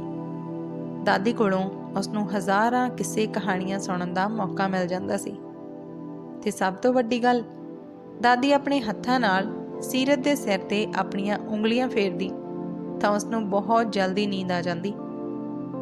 ਹਰਮਨ ਆਪਣੇ ਕਮਰੇ ਵਿੱਚ ਜਾ ਕੇ ਪੜ੍ਹਾਈ ਕਰਨ ਲੱਗਾ। ਨਰਿੰਦਰ ਵੀ ਰਸੋਈ ਵਿੱਚ ਖਿਲਰੇ ਭਾਂਡਿਆਂ ਨੂੰ ਧੋ ਕੇ ਰਸੋਈ ਸਾਫ਼ ਕਰਨ ਲੱਗੀ। ਸਭ ਕੰਮ ਨਿਪਟਾ ਕੇ ਨਰਿੰਦਰ ਹਰਮਨ ਦੇ ਕਮਰੇ ਵਿੱਚ ਜਾ ਕੇ ਕਹਿਣ ਲੱਗੀ, ਹਰਮਨ, ਮੈਂ ਅੱਜ ਇੱਥੇ ਹੀ ਸੌਣਾ ਚਾਹੁੰਦੀ ਹਾਂ। ਇਹ ਸੁਣ ਕੇ ਹਰਮਨ ਨੇ ਆਪਣੀ ਮਾਂ ਦੇ ਚਿਹਰੇ ਵੱਲ ਦੇਖਿਆ। ਕਿਉਂ ਮੰਮੀ, ਕੀ ਹੋਇਆ? ਪਾਪਾ ਨਾਲ ਕੁਝ ਅਣਬਣ ਹੋ ਗਈ? ਇੰਨਾ ਕਹਿੰਦੀ ਦੇਰ ਸੀ ਕਿ ਨਰਿੰਦਰ ਦੀਆਂ ਅੱਖਾਂ ਵਿੱਚੋਂ ਹੰਝੂ ਵਹਿਣ ਲੱਗੇ। ਹਰਮਨ ਉਸ ਦੇ ਕੋਲ ਆ ਕੇ ਪੁੱਛਣ ਲੱਗਾ, ਮੰਮੀ ਦੱਸੋ ਨਾ, ਕੋਈ ਗੱਲ ਤਾਂ ਹੈ ਜੋ ਤੁਸੀਂ ਸਾਡੇ ਸਭ ਤੋਂ ਲੁਕੋ ਰਹੇ ਹੋ। ਕੀ ਗੱਲ ਹੈ ਮੰਮੀ, ਪਲੀਜ਼ ਦੱਸੋ। ਨਰਿੰਦਰ ਨੇ ਆਪਣੇ ਕੰਮ ਦੇ ਬੁੱਲਾਂ ਨੂੰ ਦਬਾਇਆ ਤੇ ਹੰਝੂਆਂ ਨੂੰ ਰੋਕਣ ਦੀ ਕੋਸ਼ਿਸ਼ ਕਰਦੇ ਹੋਏ ਹਰਮਨ ਨੂੰ ਕਿਹਾ ਕਿ ਕੁਝ ਨਹੀਂ, ਮੈਨੂੰ ਸੌਣ ਦੇ, ਲਾਈਟ ਬੰਦ ਕਰ ਦੇ ਬੇਟਾ, ਸਿਰ ਬਹੁਤ ਫਟ ਰਿਹਾ। ਹਰਮਨ ਆਪਣੀ ਮਾਂ ਦੀ ਹਾਲਤ ਤਾਂ ਦੇਖ ਹੀ ਰਿਹਾ ਸੀ, ਪਰ ਕੁਝ ਸਮਝ ਨਹੀਂ ਸੀ ਸਕਿਆ। ਉਸਨੇ ਮਾਂ ਦਾ ਕਹਿਣਾ ਮੰਨਦਿਆਂ ਲਾਈਟ ਬੰਦ ਕਰ ਦਿੱਤੀ। ਪਰ ਨੀਂਦ ਨਾ ਨਰਿੰਦਰ ਨੂੰ ਸੀ ਤੇ ਨਾ ਹੀ ਹਰਮਨ ਨੂੰ ਤੇ ਨਾ ਹੀ ਹਰਦੀਪ ਨੂੰ। ਇੱਧਰ ਉਸ ਕਮਰੇ ਵਿੱਚ ਘੜੀ ਦੀਆਂ ਸੂਈਆਂ ਦੇਖਦਾ ਤੇ ਕਦੇ ਦਰਵਾਜ਼ੇ ਵੱਲ ਹਰਦੀਪ ਦੇਖ ਰਿਹਾ ਸੀ। ਬਹੁਤ ਦੇਰ ਬਾਅਦ ਜਦੋਂ ਨਰਿੰਦਰ ਨਹੀਂ ਆਈ ਤਾਂ ਹਰਦੀਪ ਉਸ ਨੂੰ ਕਮਰੇ ਤੋਂ ਬਾਹਰ ਲੱਭਣ ਲੱਗਾ। ਕਦੇ ਰਸੋਈ ਵਿੱਚ ਦੇਖਦਾ ਤੇ ਕਦੇ ਬਾਥਰੂਮ ਵੱਲ ਜਾਣ ਲੱਗਾ। ਉਸ ਦੀ ਮਾਂ ਦੇ ਕਮਰੇ ਵਿੱਚ ਤਾਂ ਨਰਿੰਦਰ ਜਾਵੇਗੀ ਨਹੀਂ।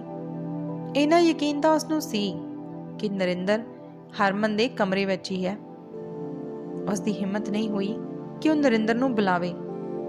ਹਰਮਨ ਦੇ ਕਮਰੇ ਵਿੱਚ ਨਰਿੰਦਰ ਆਪਣੇ ਗਮ ਨੂੰ ਦਬਾ ਕੇ ਪਈ ਹੋਈ ਸੀ। ਅੱਜ ਹਰਦੀਪ ਨੂੰ ਦੇਖ ਉਸ ਦਿਨ ਦੇ ਜ਼ਖਮ ਵਿੱਚ ਫਿਰ ਦਰਦ ਹੋਣ ਲੱਗਾ ਸੀ।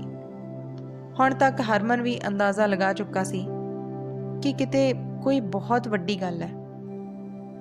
ਅੱਜ ਜਿਹੜੀ ਮਾਂ ਉਸ ਨੂੰ ਦਿਖਾਈ ਦੇ ਰਹੀ ਸੀ, ਉਸ ਦਾ ਅਜਿਹਾ ਰੂਪ ਉਸਨੇ ਪਹਿਲਾਂ ਕਦੇ ਨਹੀਂ ਸੀ ਦੇਖਿਆ। ਨਰਿੰਦਰ ਦੇ ਕੋਲ ਹਜ਼ਾਰਾਂ ਸਵਾਲ ਸਨ ਜਿਸ ਦਾ ਜਵਾਬ ਉਸ ਨੂੰ ਚਾਹੀਦਾ ਸੀ। ਹਰਦੀਪ ਨੇ ਉਸ ਦਾ ਭਰੋਸਾ ਤੋੜਿਆ ਸੀ। ਉਹ ਇਸ ਘਰ ਵਿੱਚ ਹੁਣ ਰਹਿਣਾ ਨਹੀਂ ਚਾਹੁੰਦੀ ਸੀ। ਹਰਦੀਪ ਜੋ ਦੂਰੋਂ ਹੀ ਉਸਦੀ ਤੇ ਉਸਦੇ ਬੱਚਿਆਂ ਦੀ ਜ਼ਿੰਮੇਵਾਰੀ ਦਾ ਇੱਕ ਬੋਝ ਚੱਕ ਰਿਹਾ ਸੀ, ਉਸ ਬੋਝ ਦਾ ਬੋਝ ਹੁਣ ਨਰਿੰਦਰ ਤੋਂ ਵੀ ਨਹੀਂ ਸੀ ਚੱਕਿਆ ਜਾ ਰਿਹਾ। ਹਰਮਨ ਤੇ ਸੀਰਤ ਦੇ ਭਵਿੱਖ ਦਾ ਸੋਚ ਉਹ ਕੁਝ ਫੈਸਲਾ ਲੈਣ ਵਿੱਚ ਜਲਦਬਾਜ਼ੀ ਨਹੀਂ ਕਰਨਾ ਚਾਹੁੰਦੀ ਸੀ। ਇਸ ਉਮਰ ਵਿੱਚ ਉਸ ਨੂੰ ਨੌਕਰੀ ਕੌਣ ਦੇਵੇਗਾ? ਉਸ ਦੀ ਅੱਧੀ ਜ਼ਿੰਦਗੀ ਤਾਂ ਰਸੋਈ ਵਿੱਚ ਹੀ ਗੁਜ਼ਰ ਗਈ। ਇਹਨਾਂ ਦੋਨਾਂ ਬੱਚਿਆਂ ਦੇ ਨਾਲ ਉਹ ਕਿੱਥੇ ਭਟਕੇਗੀ? ਪੇਕੇ ਜਾ ਕੇ ਆਪਣੀ ਇੱਜ਼ਤ ਨੂੰ ਉਹ ਗਵਾਉਣਾ ਨਹੀਂ ਸੀ ਚਾਹੁੰਦੀ ਕਿ ਪੇਕੇ 2 ਦਿਨ ਦੇ ਲਈ ਹੀ ਠੀਕ ਰਹਿੰਦੇ ਹਨ। ਵਿਆਹ ਤੋਂ ਬਾਅਦ ਤਾਂ ਪਤੀ ਨੂੰ ਛੱਡ ਕੇ ਬੱਚਿਆਂ ਦੇ ਨਾਲ ਉੱਥੇ ਰਹਿਣਾ ਹੋਰ ਵੀ ਮੁਸ਼ਕਲ ਹੋ ਜਾਂਦਾ। ਇਹਨਾਂ ਸਭ ਦੇ ਬਾਰੇ ਵਿੱਚ ਸੋਚਦੇ ਹੋਏ ਵੀ ਅੱਜ ਹਰਦੀਪ ਨੂੰ ਸਾਹਮਣੇ ਦੇਖ ਉਸ ਨੂੰ ਕੁਝ ਅਹਿਸਾਸ ਨਹੀਂ ਹੋ ਰਿਹਾ ਸੀ। 20 ਸਾਲਾਂ ਦਾ ਸਾਥ, 20 ਸਾਲ ਦਾ ਪਿਆਰ, 20 ਸਾਲਾਂ ਦਾ ਇੱਕ ਦੂਜੇ ਤੇ ਭਰੋਸਾ ਜਿਵੇਂ ਹੱਥਾਂ ਵਿੱਚੋਂ ਸਭ ਰੇਤ ਦੀ ਤਰ੍ਹਾਂ ਗਿਰਨ ਲੱਗਾ। ਹਜ਼ਾਰਾਂ ਸਵਾਲ ਸੀ ਨਰਿੰਦਰ ਦੇ ਮਨ ਵਿੱਚ।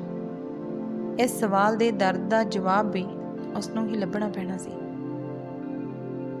ਮਾਂ ਨੂੰ ਪਾਸੇ ਬਦਲਦਿਆਂ ਦੇਖ ਹਰਮਨ ਨੂੰ ਅੰਦਾਜ਼ਾ ਹੋ ਰਿਹਾ ਸੀ ਕਿ ਉਸ ਦੀ ਮਾਂ ਦੀਆਂ ਅੱਖਾਂ ਵਿੱਚ ਨੀਂਦ ਨਹੀਂ ਹੈ।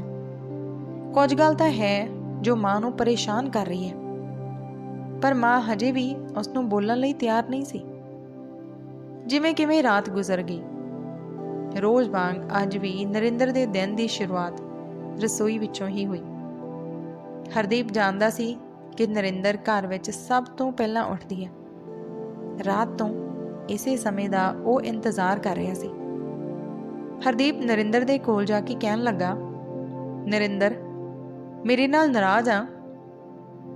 ਪਰ ਨਰਿੰਦਰ ਦੇ ਕੰਨਾਂ ਦੇ ਦਰਵਾਜ਼ੇ ਬੰਦ ਹੋ ਚੁੱਕੇ ਸੀ। ਹਰਦੀਪ ਨੇ 2-3 ਵਾਰ ਉਸ ਨੂੰ ਬੁਲਾਇਆ, ਪਰ ਨਰਿੰਦਰ ਆਪਣੇ ਰੋਜ਼ਾਨਾ ਦੇ ਕੰਮ ਕਰਨ ਵਿੱਚ ਲੱਗੀ ਹੋਈ ਸੀ। 2 ਦਿਨ ਹੋ ਗਏ ਹਰਦੀਪ ਨੂੰ ਆਏ ਹੋਏ, ਪਰ ਨਰਿੰਦਰ ਨੇ ਉਸ ਨਾਲ ਇੱਕ ਵੀ ਗੱਲ ਨਹੀਂ ਸੀ ਕੀਤੀ। ਹਰਦੀਪ ਜਾਣਦਾ ਸੀ ਕਿ ਨਰਿੰਦਰ ਹਜੇ ਗੁੱਸੇ ਵਿੱਚ ਹੈ, ਇਸ ਲਈ ਸੁਣ ਨਹੀਂ ਰਹੀ। ਗੁੱਸਾ ਜਦੋਂ ਠੰਡਾ ਹੋਵੇਗਾ ਤਾਂ ਨਰਿੰਦਰ ਨੂੰ ਉਸ ਦੇ ਕੋਲ ਆਉਣਾ ਹੀ ਪੈਣਾ। ਵੈਸੇ ਵੀ ਨਰਿੰਦਰ ਇੱਕ ਘਰੇਲੂ ਔਰਤ ਹੈ ਜੋ ਸੋਚ ਤਾਂ ਸਕਦੀ ਹੈ ਪਰ ਕੋਈ ਫੈਸਲਾ ਨਹੀਂ ਕਰ ਸਕਦੀ। ਇਸ ਵਿੱਚ ਤੇ ਰਿੰਮੀ ਵਿੱਚ ਜ਼ਮੀਨ ਅਸਮਾਨ ਦਾ ਫਰਕ ਹੈ।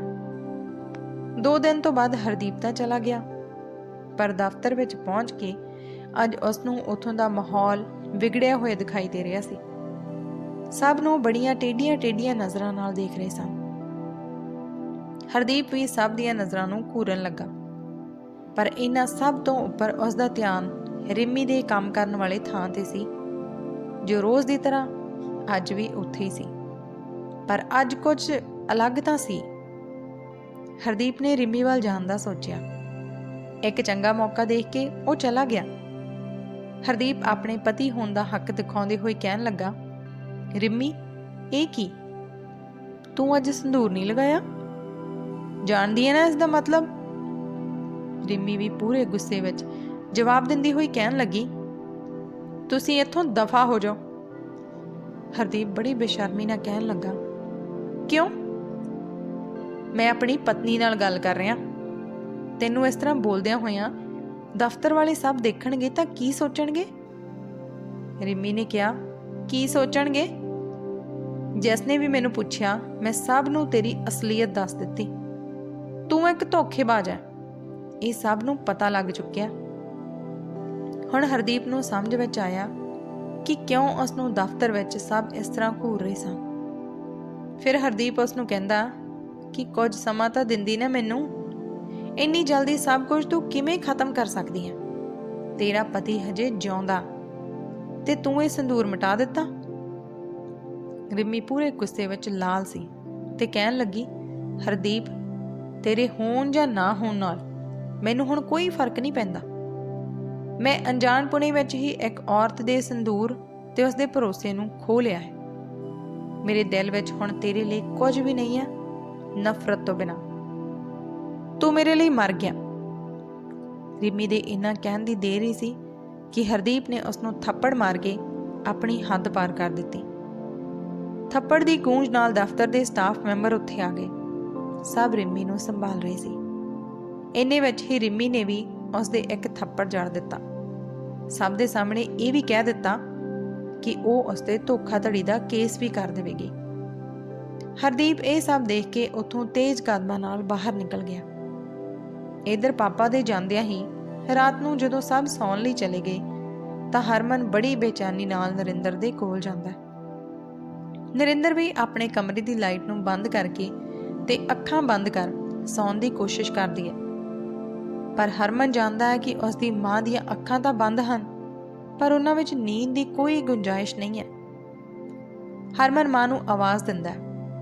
ਨਰਿੰਦਰ ਜਵਾਬ ਵਿੱਚ ਪੁੱਛਦੀ ਹੈ ਕਿ ਹਰਮਨ, ਤੂੰ ਇੱਥੇ ਇੰਨੀ ਰਾਤ ਨੂੰ? ਸਭ ਠੀਕ ਤਾਂ ਹੈ ਬੇਟਾ? ਸਭ ਠੀਕ ਹੈ ਮੰਮੀ, ਮੈਂ ਤੁਹਾਡੇ ਤੋਂ ਕੁਝ ਪੁੱਛਣਾ ਹੈ। ਨਰਿੰਦਰ ਜਾਣਦੀ ਸੀ ਕਿ ਹਰਮਨ ਨੇ ਕੀ ਪੁੱਛਣਾ, ਇਸ ਲਈ ਬਹਾਨਾ ਬਣਾਉਂਦੇ ਹੋਏ ਕਹਿਣ ਲੱਗੀ, ਹਰਮਨ, ਤੂੰ ਸੌਂ ਜਾ, ਰਾਤ ਬਹੁਤ ਹੋ ਗਈ ਹੈ ਬੇਟਾ।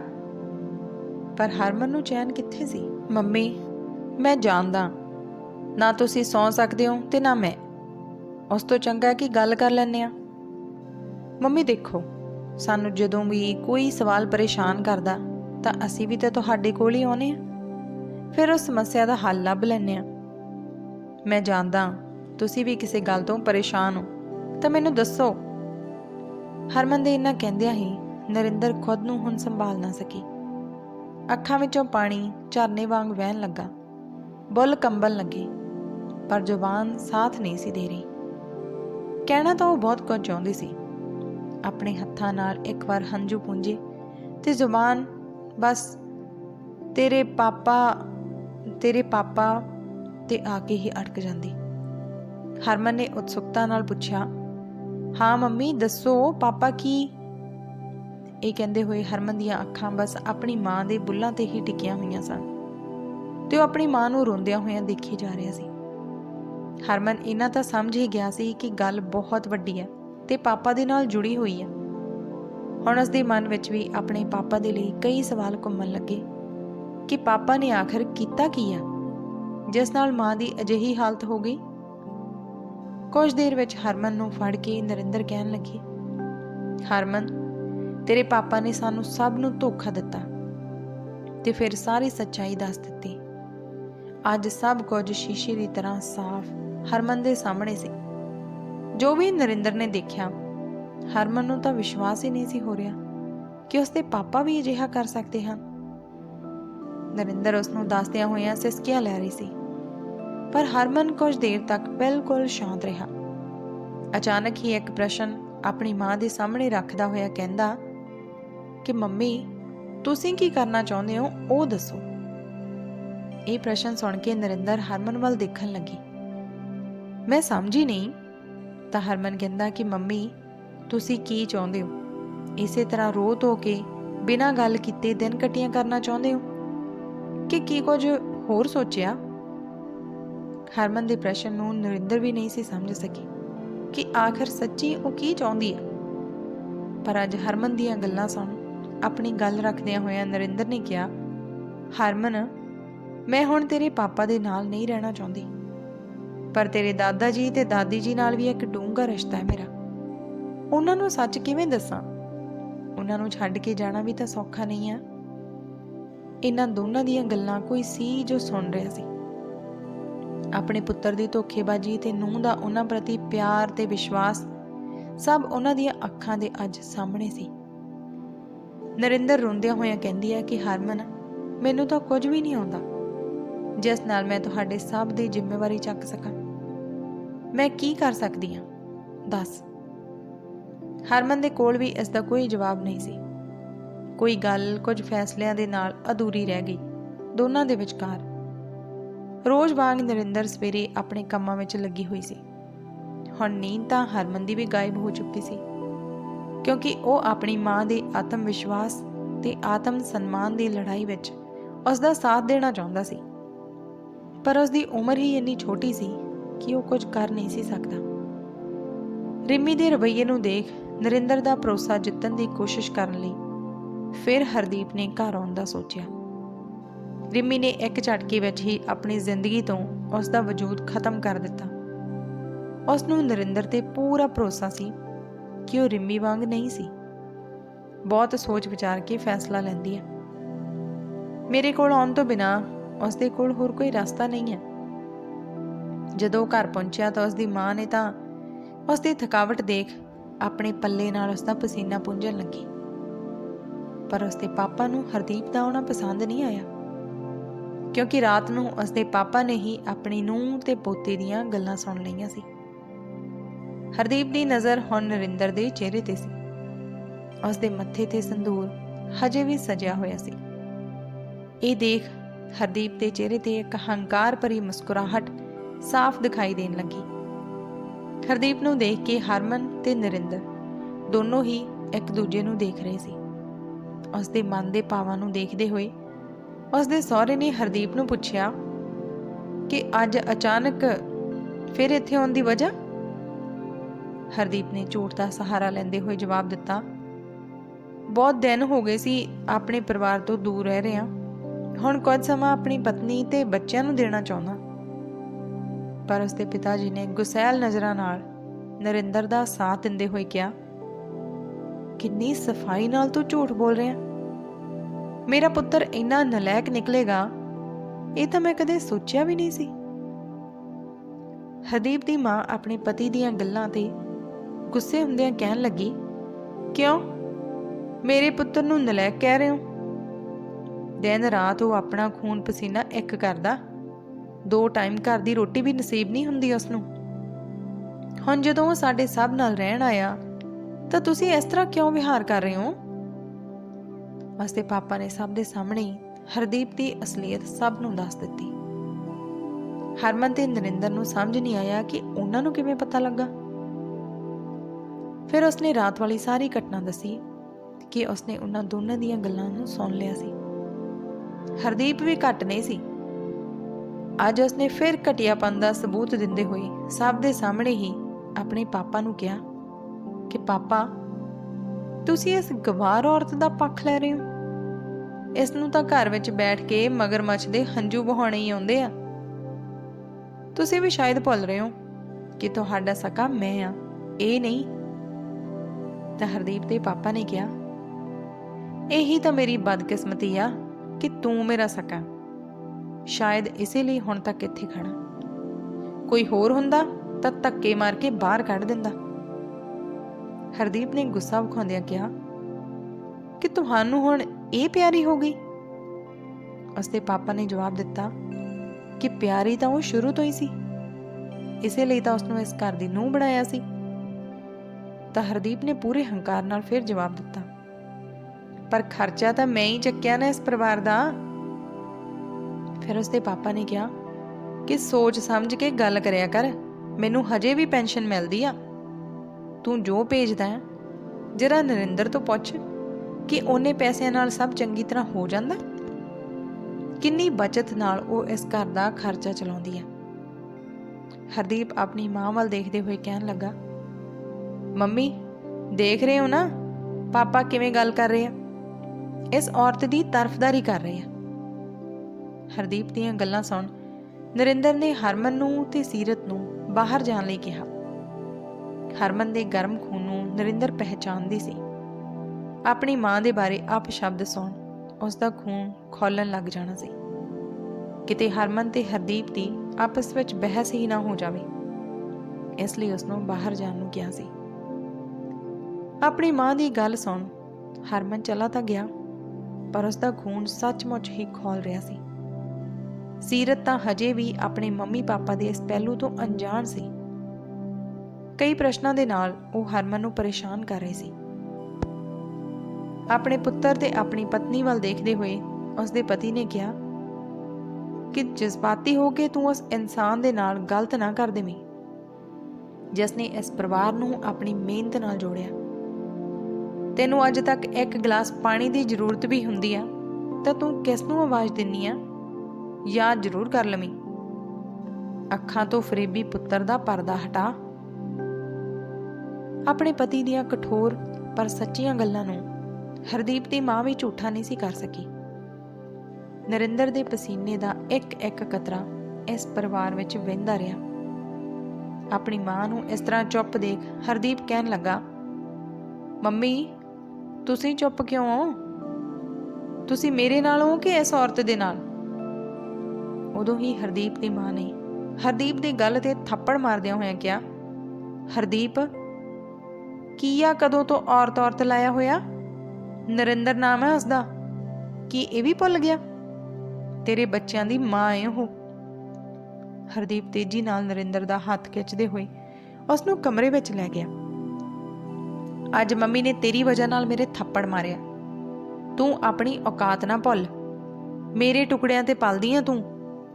ਜੇਕਰ ਮੈਂ ਇਹ ਪੈਸੇ ਦੇਣੇ ਬੰਦ ਕਰ ਦਿੱਤੇ ਨਾ, ਫਿਰ ਪਤਾ ਲੱਗੂ, ਇਹ ਸਾਰੀ ਆਕੜ ਨਿਕਲ ਜਾਣੀ ਆ।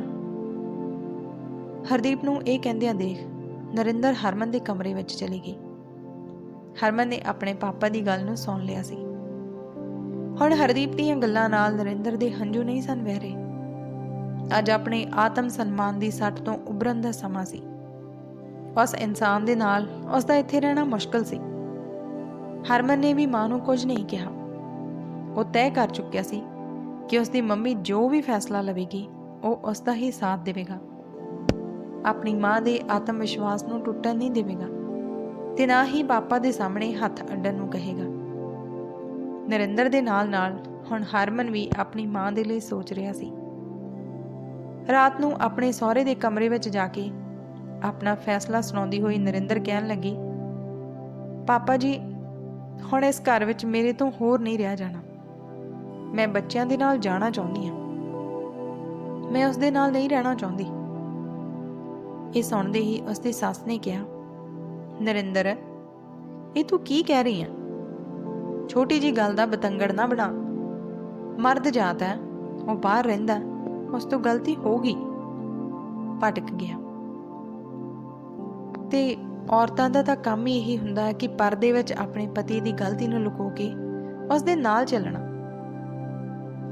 ਨਰਿੰਦਰ ਹੁਣ ਆਪਣੇ ਸਹੁਰੇ ਵੱਲ ਦੇਖ ਰਹੀ ਸੀ। ਘੱਟ ਲਫ਼ਜ਼ਾਂ ਵਿੱਚ ਉਸਨੇ ਪੂਰੀ ਗੱਲ ਕਹਿੰਦੇ ਹੋਏ ਕਿਹਾ, ਪਾਪਾ ਜੀ ਸ਼ਾਇਦ ਮੇਰਾ ਜਾਣਾ ਹੀ ਬਿਹਤਰ ਹੈ। ਇਹ ਕਹਿੰਦਿਆਂ ਗੱਲ ਨੂੰ ਅੱਗੇ ਨਾ ਵਧਾਉਂਦੇ ਹੋਏ ਨਰਿੰਦਰ ਚਲੀ ਤਾਂ ਗਈ, ਪਰ ਨੀਂਦ ਕਿਸੇ ਦੀਆਂ ਵੀ ਅੱਖਾਂ ਵਿੱਚ ਨਹੀਂ ਸੀ। ਸਵੇਰੇ ਜਦੋਂ ਉੱਠੀ ਤਾਂ ਦਰਵਾਜ਼ਾ ਖੁੱਲ੍ਹਾ ਸੀ। ਸ਼ਾਇਦ ਹਰਦੀਪ ਜਾ ਚੁੱਕਿਆ ਸੀ। ਹਰਦੀਪ ਦੇ ਜਾਣ ਤੋਂ ਬਾਅਦ ਉਸਦੇ ਸਹੁਰੇ ਨੇ ਨਰਿੰਦਰ ਨੂੰ ਜਾਣ ਨਹੀਂ ਦਿੱਤਾ। ਬੁਢਾਪੇ ਵਿੱਚ ਆਪਣੇ ਪੋਤੇ ਪੋਤੀ ਨੂੰ ਉਸ ਤੋਂ ਦੂਰ ਨਾ ਕਰਨ ਨੂੰ ਕਿਹਾ। ਨਰਿੰਦਰ ਰਹਿਣ ਤਾਂ ਲੱਗੀ, ਪਰ ਹੁਣ ਇਸ ਘਰ ਨੂੰ ਅਪਣਾਉਣ ਵਿੱਚ ਦਿੱਕਤ ਆ ਰਹੀ ਸੀ। ਜਿਸ ਨਾਲ ਕਦੇ ਬਹੁਤ ਹੀ ਗਹਿਰਾ ਰਿਸ਼ਤਾ ਸੀ, ਅੱਜ ਓਪਰੇਪਨ ਦਾ ਅਹਿਸਾਸ ਹੋ ਰਿਹਾ ਸੀ। ਉਸਦੇ ਸਹੁਰੇ ਨੇ ਨਰਿੰਦਰ ਦਾ ਉਦਾਸ ਚਿਹਰਾ ਦੇਖਿਆ ਤਾਂ ਉਸਦੀ ਸਿਹਤ ਹੁਣ ਖਰਾਬ ਰਹਿਣ ਲੱਗੀ ਸੀ। ਉਹ ਜਾਣਦਾ ਸੀ ਕਿ ਨਰਿੰਦਰ ਦਾ ਇਸ ਤਰ੍ਹਾਂ ਅਚਾਨਕ ਜਾਣਾ ਉਸਦੇ ਤੇ ਉਸਦੇ ਬੱਚਿਆਂ ਤੇ ਕਾਫੀ ਭਾਰੀ ਪਵੇਗਾ। ਉਸਨੇ ਮੋਹ ਪਿਆਰ ਦੀਆਂ ਗੱਲਾਂ ਨਾਲ ਨਰਿੰਦਰ ਨੂੰ ਘਰ ਵਿੱਚ ਤਾਂ ਰੱਖ ਲਿਆ, ਪਰ ਹਰਦੀਪ ਦੇ ਵਾਪਸ ਆਉਣ ਤੇ ਉਹ ਇੱਥੇ ਨਹੀਂ ਰਹੇਗੀ। ਇਹ ਸਭ ਸਮਝ ਚੁੱਕੇ ਸੀ। ਸਭ ਆਪਣੇ ਆਪ ਵਿੱਚ ਹੀ ਪਰੇਸ਼ਾਨ ਸਨ। ਉਹਨਾਂ ਦੀ ਗਵਾਂਢਣ ਜਿਨ੍ਹਾਂ ਦਾ ਉਹਨਾਂ ਸਭ ਦਾ ਕਾਫੀ ਵਧੀਆ ਵਰਤਾਰਾ ਸੀ, ਨਰਿੰਦਰ ਦੇ ਕੋਲ ਆਉਂਦੀ ਰਹਿੰਦੀ ਸੀ। ਉਹਨਾਂ ਦੀ ਗਵਾਂਢਣ ਜੋ ਕਿ ਉਸੇ ਦੀ ਹੀ ਉਮਰ ਦੀ ਸੀ, ਨਰਿੰਦਰ ਦੇ ਭੋਲੇਪਨ ਦੀ ਵਜ੍ਹਾ ਕਰਕੇ ਕਈ ਛੋਟੇ-ਮੋਟੇ ਕੰਮ ਵੀ ਕਰਵਾ ਲੈਂਦੀ ਸੀ। ਨਰਿੰਦਰ ਵੀ ਉਸਦੇ ਹਰ ਕੰਮ ਬਹੁਤ ਵਧੀਆ ਤਰੀਕੇ ਨਾਲ ਕਰਦੀ ਸੀ। ਇਸ ਵਾਰ ਉਹ ਫਿਰ ਆਈ ਤੇ ਕਹਿਣ ਲੱਗੀ ਕਿ ਨਰਿੰਦਰ, ਮੈਂ ਇੱਕ ਪ੍ਰੋਬਲਮ ਵਿੱਚ ਫਸ ਗਈ ਹਾਂ। ਨਰਿੰਦਰ ਨੇ ਹਜੇ ਤੱਕ ਹਰਦੀਪ ਦੀ ਕਰਤੂਤ ਬਾਰੇ ਕਿਸੇ ਨੂੰ ਵੀ ਬਾਹਰ ਵਾਲਿਆਂ ਨੂੰ ਨਹੀਂ ਸੀ ਦੱਸਿਆ। ਉਸ ਦੇ ਸਾਹਮਣੇ ਵੀ ਹਿੰਮਤ ਇਕੱਠੀ ਕੀਤੀ ਹੋਈ ਸੀ। ਹੁਣ ਕਿਸ ਪ੍ਰੋਬਲਮ ਵਿੱਚ ਫਸ ਗਈ ਮੇਰੀ ਭੈਣ? ਤਾਂ ਗੁਆਂਢਣ ਨੇ ਕਿਹਾ, ਕੱਲ ਮੇਰੀ ਬੇਟੀ ਦਾ ਜਨਮ ਦਿਨ ਹੈ, ਤੈਨੂੰ ਤਾਂ ਪਤਾ ਹੀ ਹੈ। ਇਸ ਵਾਰ ਤੂੰ ਹੀ ਖਾਣਾ ਬਣਾਉਂਦੀ ਪਲੀਜ਼, ਕਿਉਂਕਿ ਜੋ ਖਾਣਾ ਬਣਾਉਣ ਆਉਂਦੀ ਆ ਉਹ ਇਸ ਸ਼ਹਿਰ ਵਿੱਚ ਨਹੀਂ ਹੈ ਤੇ ਇੰਨੀ ਜਲਦੀ ਕੋਈ ਮਿਲ ਨਹੀਂ ਸਕਦੀ। ਤੂੰ ਤਾਂ ਜਾਣਦੀ ਆ ਕਿ ਮੈਂ ਇੰਨਾ ਕੁਝ ਸੰਭਾਲ ਨਹੀਂ ਸਕਦੀ। 50 ਲੋਕਾਂ ਦਾ ਖਾਣਾ ਬਣਾਉਣਾ ਮੇਰੇ ਤੋਂ ਨਹੀਂ ਹੋ ਸਕਦਾ। ਮੇਰੇ ਹੱਥ ਦਾ ਖਾਣਾ ਤਾਂ ਤੇਰੇ ਭਾਜੀ ਨੂੰ ਹੀ ਪਸੰਦ ਨਹੀਂ, ਤਾਂ ਮਹਿਮਾਨਾਂ ਨੂੰ ਕੀ ਸਵਾਹ ਪਸੰਦ ਆਉਣਾ? ਜੇਕਰ ਤੂੰ ਬਣਾ ਦੇਵੇਂ ਤਾਂ। ਨਰਿੰਦਰ ਨੇ ਉਸ ਨੂੰ ਸ਼ਾਂਤ ਕਰਦਿਆਂ ਕਿਹਾ ਕਿ ਠੀਕ ਹੈ, ਕੋਈ ਗੱਲ ਨਹੀਂ, ਪਰ ਮੈਂ ਤੇਰੇ ਘਰੇ ਨਹੀਂ, ਆਪਣੇ ਹੀ ਘਰ ਵਿੱਚ ਬਣਾ ਸਕਦੀ ਹਾਂ, ਤੂੰ ਲੈ ਜਾਵੀਂ। ਉਹ ਗੁਆਂਢਣ ਵੀ ਖੁਸ਼ ਹੋ ਕੇ ਚਲੀ ਗਈ। ਨਰਿੰਦਰ ਦੇ ਮਨ ਵਿੱਚ ਹੁਣ ਇੱਕ ਨਵੇਂ ਵਿਚਾਰ ਨੇ ਜਨਮ ਲਿਆ। ਉਹਨਾਂ ਵਿਚਾਰਾਂ ਦੇ ਨਾਲ ਹਰਮਨ ਦੇ ਕੋਲ ਜਾ ਕੇ ਉਸ ਨੂੰ ਗੁਆਂਢਣ ਵਾਲੀ ਆਂਟੀ ਦੀ ਸਾਰੀ ਗੱਲ ਦੱਸੀ ਤੇ ਇਹ ਵੀ ਕਿਹਾ ਕਿ ਜੇਕਰ ਉਹ ਹੋਮ ਡਿਲੀਵਰੀ ਦਾ ਬਿਜ਼ਨਸ ਚਲਾ ਲਵੇ ਤਾਂ ਕੁਝ ਪੈਸਾ ਆ ਸਕਦਾ। ਹਰਮਨ, ਜੋ ਅੱਜ ਮੋਬਾਈਲ ਦੀ ਹਰ ਟੈਕਨੋਲੋਜੀ ਨੂੰ ਜਾਣਦਾ ਸੀ, ਆਪਣੀ ਮਾਂ ਦੇ ਮੂੰਹੋਂ ਗੱਲ ਸੁਣ ਅਚਾਨਕ ਉਸ ਦੇ ਦਿਮਾਗ ਵਿੱਚ ਇੱਕ ਆਈਡੀਆ ਆ ਗਿਆ। ਹੁਣ ਉਸ ਦਾ ਧਿਆਨ ਆਪਣੀ ਮਾਂ ਦੀਆਂ ਗੱਲਾਂ ਤੇ ਨਹੀਂ ਸੀ। ਉਸਨੇ ਕੁਝ ਅਲੱਗ ਹੀ ਕਰਨ ਦੀ ਤਿਆਰੀ ਸ਼ੁਰੂ ਕਰ ਦਿੱਤੀ।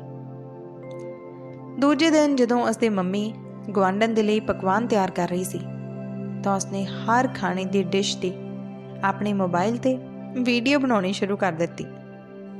ਨਰਿੰਦਰ ਹੁਣ ਵੀ ਅਣਜਾਣ ਸੀ ਕਿ ਹਰਮਨ ਦੇ ਦਿਮਾਗ ਵਿੱਚ ਕੀ ਚੱਲ ਰਿਹਾ। ਉਸਨੇ ਵਾਰ-ਵਾਰ ਪੁੱਛਿਆ ਕਿ ਉਸਨੂੰ ਅੱਜ ਅਚਾਨਕ ਵੀਡੀਓ ਬਣਾਉਣ ਦੀ ਕੀ ਸੁੱਝੀ। ਹਰਮਨ ਨੇ ਬਸ ਇਹੀ ਕਿਹਾ ਕਿ ਉਸਦਾ ਮਨ ਕਰ ਰਿਹਾ ਵੀਡੀਓ ਬਣਾਉਣ ਦਾ। ਨਰਿੰਦਰ ਜਾਣਦੀ ਸੀ ਕਿ ਹਰਮਨ ਮੋਬਾਈਲ ਤੇ ਲੱਗਿਆ ਰਹਿੰਦਾ, ਇਸ ਲਈ ਉਸਨੇ ਇਸ ਗੱਲ ਤੇ ਕੋਈ ਜ਼ਿਆਦਾ ਧਿਆਨ ਨਹੀਂ ਦਿੱਤਾ। ਸਭ ਨੇ ਨਰਿੰਦਰ ਦੇ ਹੱਥ ਦੇ ਖਾਣੇ ਦੀ ਤਾਰੀਫ ਕੀਤੀ। ਸਭ ਦੀਆਂ ਗੱਲਾਂ ਸੁਣ ਨਰਿੰਦਰ ਨੂੰ ਇੱਕ ਉਮੀਦ ਜਿਹੀ ਨਜ਼ਰ ਆਉਣ ਲੱਗੀ। ਹਰਮਨ ਰਾਤ ਨੂੰ ਬੈਠ ਕੇ ਮੋਬਾਈਲ ਤੇ ਕੁਝ ਨਾ ਕੁਝ ਕਰਦਾ ਰਹਿੰਦਾ। ਹੁਣ ਤਾਂ ਇਹ ਰੋਜ਼ ਦੀ ਗੱਲ ਹੋ ਗਈ ਸੀ। ਹਰਮਨ ਤੇ ਸੀਰਤ ਰੋਜ਼ ਹੀ ਕੁਝ ਨਾ ਕੁਝ ਫਰਮਾਇਸ਼ ਕਰਦੇ ਕਿ ਅੱਜ ਇਹ ਬਣਾਓ, ਅੱਜ ਉਹ ਬਣਾਓ। ਉਸਦੀ ਮਾਂ ਜਦੋਂ ਵੀ ਬਣਾਉਂਦੀ, ਬਸ ਹਰਮਨ ਉਸਨੂੰ ਚੁੱਪ-ਚਾਪ ਆਪਣੇ ਮੋਬਾਈਲ ਵਿੱਚ ਕੈਦ ਕਰ ਲੈਂਦਾ ਤੇ ਨਰਿੰਦਰ ਆਪਣੇ ਬੇਟੇ ਦੀ ਇਸ ਹਰਕਤ ਤੋਂ ਹੁਣ ਪਰੇਸ਼ਾਨ ਜੀ ਹੋ ਗਈ ਸੀ। ਦੂਜੇ ਪਾਸੇ ਹਰਦੀਪ ਇੱਕ ਹੀ ਦਫ਼ਤਰ ਵਿੱਚ ਰਿੰਮੀ ਦੇ ਨਾਲ ਕੰਮ ਤਾਂ ਕਰ ਰਿਹਾ ਸੀ, ਪਰ ਦਫ਼ਤਰ ਵਿੱਚ ਹੁਣ ਉਸਦੀ ਕੋਈ ਇੱਜ਼ਤ ਨਹੀਂ ਸੀ ਰਹੀ ਤੇ ਉੱਪਰੋਂ ਰਿੰਮੀ ਦੇ ਲਗਾਏ ਹੋਏ ਆਰੋਪਾਂ ਦਾ ਸਾਹਮਣਾ ਕਰਨਾ ਪੈ ਰਿਹਾ ਸੀ। ਘਰ ਵਿੱਚ ਪੈਸੇ ਭੇਜਣੇ ਤਾਂ ਉਸਨੇ ਬੰਦ ਹੀ ਕਰ ਦਿੱਤੇ ਸੀ, ਇਸ ਉਮੀਦ ਵਿੱਚ ਕਿ ਕਿਤੇ ਨਾ ਕਿਤੇ ਪੈਸੇ ਦੀ ਕਮੀ ਕਾਰਨ ਨਰਿੰਦਰ ਉਸਦੇ ਕੋਲ ਵਾਪਸ ਜ਼ਰੂਰ ਆਵੇਗੀ। ਅਚਾਨਕ ਇੱਕ ਦਿਨ ਨਰਿੰਦਰ ਦੀ ਸੱਸ ਉਸਦੇ ਸਹੁਰੇ ਨੂੰ ਕਹਿਣ ਲੱਗੀ, ਕਿੰਨੇ ਮਹੀਨੇ ਲੰਘ ਗਏ ਉਸ ਗੱਲ ਨੂੰ, ਪਰ ਮੇਰਾ ਪੁੱਤਰ ਹਜੇ ਤੱਕ ਘਰ ਨਹੀਂ ਆਇਆ, ਨਾ ਹੀ ਫੋਨ ਕਰਦਾ। ਤੁਸੀਂ ਜਰਾ ਫੋਨ ਕਰਕੇ ਤਾਂ ਪੁੱਛੋ। ਆਪਣੀ ਪਤਨੀ ਦੀ ਗੱਲ ਸੁਣ ਕੇ ਉਸ ਨੂੰ ਗੁੱਸੇ ਭਰੀਆਂ ਨਜ਼ਰਾਂ ਨਾਲ ਦੇਖਦੇ ਹੋਏ ਕਿਹਾ, ਉਸਨੇ ਕਦੇ ਤੇਰੀ ਪਰਵਾਹ ਕੀਤੀ ਹੈ? ਕੀ ਬੋਲ ਕੇ ਗਿਆ ਕਿ ਅਸੀਂ ਉਸਦੇ ਪੈਸੇ ਖਾਂਦੇ ਹਾਂ? ਆਪਣੀ ਪਤਨੀ ਤੇ ਬੱਚਿਆਂ ਦੀ ਜ਼ਿੰਮੇਵਾਰੀ ਜੋ ਚੱਕ ਨਹੀਂ ਸਕਦਾ, ਉਸ ਨਲਾਇਕ ਇਨਸਾਨ ਨਾਲ ਮੇਰਾ ਕੋਈ ਵਾਸਤਾ ਨਹੀਂ। ਹਰਦੀਪ ਨੇ ਨਰਿੰਦਰ ਨੂੰ ਝੁਕਾਉਣ ਦੇ ਲਈ ਉਹਨਾਂ ਦਾ ਖਰਚਾ ਤਾਂ ਬੰਦ ਕਰ ਦਿੱਤਾ, ਪਰ ਮੈਂ ਨਰਿੰਦਰ ਨੂੰ ਜਾਣਦਾ, ਉਸਦੇ ਸਵੈਮਾਨ ਨੂੰ ਠੇਸ ਪਹੁੰਚਾਈ ਹੈ ਤੇਰੇ ਪੁੱਤਰ ਨੇ। ਮੈਂ ਨਰਿੰਦਰ ਦੇ ਨਾਂ ਤੇ ਇੱਕ ਜਗ੍ਹਾ ਖਰੀਦਾਂਗਾ, ਜੇਕਰ ਉਹ ਜਾਣਾ ਚਾਹੇ ਤਾਂ ਜਾ ਸਕਦੀ ਹੈ, ਹੁਣ ਮੈਂ ਉਸ ਨੂੰ ਨਹੀਂ ਰੋਕਾਂਗਾ। ਆਪਣੇ ਪਤੀ ਦੀ ਗੱਲ ਸੁਣ ਕੇ ਹਰਦੀਪ ਦੀ ਮਾਂ ਵੀ ਹੁਣ ਚੁੱਪ ਸੀ। ਉਹ ਰੋਜ਼ ਹੀ ਦੇਖ ਰਹੀ ਸੀ ਨਰਿੰਦਰ ਨੂੰ। ਹਰਦੀਪ ਨੂੰ ਮਾਫ ਕਰਨਾ ਉਸਦੇ ਲਈ ਮੁਸ਼ਕਲ ਸੀ। ਹੁਣ ਇਸ ਘਰ ਵਿੱਚ ਉਹਨਾਂ ਦੀ ਜਿੱਦ ਦੀ ਵਜ੍ਹਾ ਕਰਕੇ ਰਹੀ ਸੀ, ਪਰ ਹੁਣ ਇੱਕ ਜ਼ਿੰਮੇਵਾਰੀ ਦਾ ਅਹਿਸਾਸ ਵੀ ਹੈ। ਹਰਮਨ ਤੇ ਸੀਰਤ ਦੀ ਪੜ੍ਹਾਈ ਲਿਖਾਈ ਦੇ ਖਰਚੇ ਤੋਂ ਬਿਨਾਂ ਵੀ ਓਪਰੀ ਖਰਚਾ ਕਾਫੀ ਹੋ ਜਾਂਦਾ ਹੈ। ਇਹ ਕੁਝ ਮਹੀਨੇ ਤਾਂ ਬਹੁਤ ਹੀ ਮੁਸ਼ਕਲ ਨਾਲ ਕੱਟ ਰਹੇ ਸਨ। ਪਹਿਲਾਂ ਕੀਤੀ ਬਚਤ ਨਾਲ ਹੀ ਹੁਣ ਤੱਕ ਉਹ ਘਰ ਚਲਾਉਣ ਦੀ ਕੋਸ਼ਿਸ਼ ਵਿੱਚ ਸੀ। ਇੱਕ ਦਿਨ ਅਚਾਨਕ ਨੀਂਦ ਖੁੱਲ੍ਹਦਿਆਂ ਹੀ ਹਰਮਨ ਆਪਣੀ ਮਾਂ ਨੂੰ ਗਲੇ ਲਗਾਉਂਦਾ। ਉਸ ਦਾ ਪਾਗਲਪਨ ਦੇਖ ਕੇ ਸਭ ਪੁੱਛ ਰਹੇ ਸਨ ਕਿ ਆਖਰ ਉਸ ਨੂੰ ਹੋਇਆ ਕੀ ਆ। ਹਰਮਨ ਨੇ ਸਭ ਦੇ ਸਾਹਮਣੇ ਹੀ ਆਪਣੇ ਮੋਬਾਈਲ ਨੂੰ ਦਿਖਾਇਆ ਕਿ ਉਸ ਦੀ ਮੰਮੀ ਦੀ ਵੀਡੀਓ ਫੇਮਸ ਹੋ ਚੁੱਕੀ ਹੈ। ਹੁਣ ਉਸ ਦੇ 1100 ਸਬਸਕ੍ਰਾਈਬਰ ਹਨ। ਨਰਿੰਦਰ ਨੂੰ ਇਸ ਵਿਸ਼ੇ ਵਿੱਚ ਕੋਈ ਵੀ ਜਾਣਕਾਰੀ ਨਹੀਂ ਸੀ। ਆਪਣੀ ਮੰਮੀ ਦੀ ਵੀਡੀਓ ਵਿੱਚ ਸਾਰੇ ਕਮੈਂਟ ਨੂੰ ਹਰਮਨ ਨੇ ਪੜ੍ਹ ਕੇ ਸੁਣਾਇਆ ਕਿ ਸਾਰਿਆਂ ਨੂੰ ਉਹਨਾਂ ਦੀਆਂ ਰੈਸਿਪੀਜ਼ ਪਸੰਦ ਆ ਰਹੀਆਂ ਹਨ। ਉਹਨਾਂ ਨੂੰ ਇੱਕ ਬ੍ਰਾਂਡ ਨੇ ਵੀ ਪਸੰਦ ਕੀਤਾ। ਉਹਨਾਂ ਦੇ ਅਕਾਊਂਟ ਵਿੱਚ 3000 ਜਮ੍ਹਾਂ ਹੋ ਚੁੱਕੇ ਹਨ। ਨਰਿੰਦਰ ਨੂੰ ਹਰਮਨ ਦੀ ਗੱਲ ਤੇ ਹਜੇ ਵੀ ਸਮਝ ਨਹੀਂ ਸੀ ਆ ਰਹੀ। ਘਰ ਵਿੱਚ ਸਾਰੇ ਹਰਮਨ ਦੀ ਗੱਲ ਨੂੰ ਸਮਝਣਾ ਚਾਹੁੰਦੇ ਸੀ, ਪਰ ਸੀਰਤ ਤੋਂ ਬਿਨਾਂ ਕੋਈ ਵੀ ਸਮਝ ਨਹੀਂ ਸੀ ਸਕਿਆ। ਫਿਰ ਹਰਮਨ ਨੇ ਦੱਸਿਆ ਕਿ ਮੰਮੀ ਦੀਆਂ ਕੁਕਿੰਗ ਦੀਆਂ ਉਹ ਵੀਡੀਓ ਬਣਾਉਂਦਾ ਸੀ ਤੇ ਉਸ ਨੂੰ YouTube ਤੇ Facebook ਤੇ ਪੋਸਟ ਕਰਦਾ ਸੀ। ਸ਼ੁਰੂ ਵਿੱਚ ਇਸ ਲਈ ਨਹੀਂ ਦੱਸਿਆ ਕਿ ਵੀਡੀਓ ਉਨੀਆਂ ਚੱਲ ਨਹੀਂ ਸੀ ਰਹੀਆਂ। ਇਹਨਾਂ ਨੂੰ ਮਸ਼ਹੂਰ ਹੋਣ ਵਿੱਚ ਸਮਾਂ ਲੱਗਦਾ। ਇਹਨਾਂ 8 ਮਹੀਨਿਆਂ ਵਿੱਚ ਹੁਣ ਗੱਡੀ ਚੱਲ ਪਈ। ਜੇਕਰ ਮੰਮੀ ਇਸੇ ਤਰ੍ਹਾਂ ਵੀਡੀਓ ਬਣਾ ਕੇ ਨਵੀਆਂ ਰੈਸਿਪੀਜ਼ ਇਸ YouTube ਚੈਨਲ ਤੇ ਪੋਸਟ ਕਰਨਗੇ ਤਾਂ ਮੰਮੀ ਨੂੰ ਇਸ ਦੇ ਲਈ ਪੈਸੇ ਵੀ ਮਿਲਣਗੇ। ਅੱਜ ਮੰਮੀ ਦੇ ਅਕਾਊਂਟ ਵਿੱਚ 3000 ਹਨ। ਜੇਕਰ ਇਸੇ ਤਰ੍ਹਾਂ ਪਸੰਦ ਕਰਦੇ ਰਹੇ ਤਾਂ ਇਹ 25 ਤੋਂ 30,000 ਵੀ ਹੋ ਜਾਣਗੇ। ਇੰਨਾ ਕਹਿਣ ਦੀ ਦੇਰ ਸੀ ਕਿ ਨਰਿੰਦਰ ਦੇ ਹੰਝੂ ਵਹਿਣ ਲੱਗੇ। ਉਸ ਨੂੰ ਉਮੀਦ ਨਹੀਂ ਸੀ ਕਿ ਉਹ ਵੀ ਕੁਝ ਕਮਾ ਸਕਦੀ ਹੈ, ਪਰ ਹਰਮਨ ਨੇ ਉਸ ਦੀਆਂ ਅੱਖਾਂ ਵਿੱਚ ਇੱਕ ਉਮੀਦ ਜਗਾਈ ਹੈ। ਅੱਜ ਰਕਮ ਛੋਟੀ ਸੀ, ਪਰ ਇਹ ਉਸ ਦੀ ਖੁਦ ਦੀ ਸੀ। ਖੁਸ਼ੀ ਦੇ ਹੰਝੂ ਵਹਿੰਦੇ ਦੇਖ ਹਰਮਨ ਨੇ ਉਸ ਨੂੰ ਗਲ ਨਾਲ ਲਾ ਲਿਆ। 2 ਸਾਲ ਪੂਰੇ ਹੋਣ ਵਾਲੇ ਹਨ। ਨਰਿੰਦਰ, ਜੋ ਕਾਫੀ ਟਾਈਮ ਤੋਂ ਵੀਡੀਓ ਬਣਾ ਰਹੀ ਹੈ, ਹੁਣ ਖੁਦ ਮੋਬਾਈਲ ਵਿੱਚ ਬਿਜ਼ੀ ਰਹਿੰਦੀ ਹੈ। ਉਸਨੇ ਵੀ ਬਹੁਤ ਕੁਝ ਸਿੱਖਿਆ, ਜਿਸ ਦੇ ਕਾਰਨ ਪਹਿਲਾਂ ਤੇ ਹੁਣ ਦੀ ਨਰਿੰਦਰ ਵਿੱਚ ਕਾਫੀ ਬਦਲਾਅ ਆ ਗਏ ਹਨ। ਨਰਿੰਦਰ ਦਾ ਪਹਿਨਾਵਾ, ਉਸ ਦਾ ਆਤਮ ਵਿਸ਼ਵਾਸ ਪਹਿਲਾਂ ਨਾਲੋਂ ਕਾਫੀ ਹੱਦ ਤੱਕ ਵੱਧ ਚੁੱਕਿਆ। ਨਰਿੰਦਰ ਇਸ ਘਰ ਦਾ ਖਰਚਾ ਹੁਣ ਬਹੁਤ ਚੰਗੀ ਤਰ੍ਹਾਂ ਚਲਾ ਰਹੀ ਹੈ। ਹਰਮਨ ਤੇ ਸੀਰਤ ਦੀ ਪੜ੍ਹਾਈ ਵੀ ਆਪਣੇ ਹਿਸਾਬ ਨਾਲ ਅੱਗੇ ਚੱਲ ਰਹੀ ਹੈ। ਇੱਕ ਦਿਨ ਦਰਵਾਜ਼ੇ ਤੇ ਕਿਸੇ ਦੇ ਆਉਣ ਨਾਲ ਸਭ ਨੂੰ ਹੈਰਾਨੀ ਹੋਈ। ਨਰਿੰਦਰ ਨੇ ਹੀ ਦਰਵਾਜ਼ਾ ਖੋਲ੍ਹਿਆ। ਨਰਿੰਦਰ ਵਿੱਚ ਆਇਆ ਬਦਲਾਅ ਦੇਖ ਕੇ ਹਰਦੀਪ ਦੀਆਂ ਅੱਖਾਂ ਖੁੱਲ੍ਹੀਆਂ ਹੀ ਰਹਿ ਗਈਆਂ। ਜਿਸ ਨਰਿੰਦਰ ਨੂੰ ਉਹ ਜਾਣਦਾ ਸੀ, ਉਸ ਦੇ ਚਿਹਰੇ ਤੇ ਪਹਿਨਾਵੇ ਵਿੱਚ ਕਾਫੀ ਅੰਤਰ ਸੀ। ਨਰਿੰਦਰ ਨੇ ਜਿਵੇਂ ਹੀ ਦੇਖਿਆ ਕਿ ਸਾਹਮਣੇ ਹਰਦੀਪ ਹੈ ਤਾਂ ਉਹ ਆਪਣੇ ਕਮਰੇ ਵਿੱਚ ਚਲੀ ਗਈ। ਹਰਦੀਪ ਦੀ ਹਾਲਤ ਵਿਗੜ ਚੁੱਕੀ ਸੀ। ਪਤਲਾ, ਕਮਜ਼ੋਰ ਸਰੀਰ, ਅੱਖਾਂ ਅੰਦਰ ਨੂੰ ਧਸੀਆਂ ਹੋਈਆਂ। ਆਪਣੇ ਪੁੱਤਰ ਦੀ ਹਾਲਤ ਨੂੰ ਦੇਖ ਉਸ ਦੀ ਮਾਂ ਉਸ ਨੂੰ ਆਪਣੇ ਕਮਰੇ ਵਿੱਚ ਲੈ ਗਈ, ਜਿੱਥੇ ਹਰਦੀਪ ਨੂੰ ਦੇਖ ਉਸ ਦੀਆਂ ਅੱਖਾਂ ਨਮ ਹੋ ਗਈਆਂ ਸਨ। ਆਪਣੀ ਮਾਂ ਦੇ ਹਾਵ ਭਾਵ ਦੇਖ ਕੇ ਉਸ ਨੂੰ ਸਮਝਦਿਆਂ ਦੇਰ ਨਾ ਲੱਗੀ ਕਿ ਉਸ ਦੇ ਪਾਪਾ ਨਹੀਂ ਰਹੇ। ਉਸ ਦੀ ਮਾਂ ਨੇ ਦੱਸਿਆ ਕਿ ਜੋ ਕੁਝ ਉਸਨੇ ਨਰਿੰਦਰ ਦੇ ਨਾਲ ਕੀਤਾ ਸੀ, ਉਸ ਸਦਮੇ ਨੂੰ ਉਹ ਸਹਿਣ ਨਹੀਂ ਕਰ ਸਕੇ ਤੇ ਇਸੇ ਗਮ ਵਿੱਚ ਉਹ ਦੁਨੀਆ ਤੋਂ ਚਲੇ ਗਏ। ਨਰਿੰਦਰ ਤਾਂ ਕਦੋਂ ਦੀ ਘਰ ਛੱਡ ਚੁੱਕੀ ਹੁੰਦੀ, ਪਰ ਉਹ ਮੈਨੂੰ ਇਕੱਲੇ ਕਿਵੇਂ ਛੱਡਦੀ। ਤੇਰੀ ਗਲਤੀ ਦੀ ਵਜ੍ਹਾ ਕਾਰਨ ਤੇਰੇ ਪਾਪਾ ਨੇ ਆਪਣਾ ਸਾਰਾ ਕੁਝ ਨਰਿੰਦਰ ਦੇ ਨਾਮ ਕਰ ਦਿੱਤਾ। ਪਰ ਅੱਜ ਹਰਦੀਪ ਨੂੰ ਇਸ ਗੱਲ ਦਾ ਅਫਸੋਸ ਨਹੀਂ ਸੀ ਕਿ ਉਸ ਦੇ ਕੋਲ ਕੁਝ ਨਹੀਂ ਹੈ, ਕਿਉਂਕਿ ਉਸ ਨੂੰ ਹੁਣ ਗਲਤੀ ਦਾ ਅਹਿਸਾਸ ਹੋ ਚੁੱਕਿਆ ਸੀ। ਰਿੰਮੀ ਨੇ ਉਸ ਨੂੰ ਪੂਰੀ ਤਰ੍ਹਾਂ ਬਰਬਾਦ ਕਰ ਦਿੱਤਾ। ਨਾ ਨੌਕਰੀ ਰਹੀ, ਨਾ ਇੱਜ਼ਤ। ਕਈ ਮਹੀਨੇ ਜੇਲ੍ਹ 'ਚ ਗੁਜ਼ਾਰ ਕੇ ਆਇਆ। ਅੱਜ ਉਹ ਬਹੁਤ ਹੀ ਸ਼ਰਮਿੰਦਾ ਕਿ ਉਸ ਦੀ ਵਜ੍ਹਾ ਕਾਰਨ ਸਭ ਕੁਝ ਬਰਬਾਦ ਹੋ ਗਿਆ। ਨਰਿੰਦਰ ਜਾਣਦੀ ਸੀ ਕਿ ਆਪਣੇ ਪੁੱਤਰ ਦੀ ਚਾਹਤ ਇੱਕ ਮਾਂ ਕਿਵੇਂ ਭੁੱਲ ਸਕਦੀ ਹੈ। ਹੁਣ ਉਸ ਦਾ ਪੁੱਤਰ ਆ ਚੁੱਕਿਆ।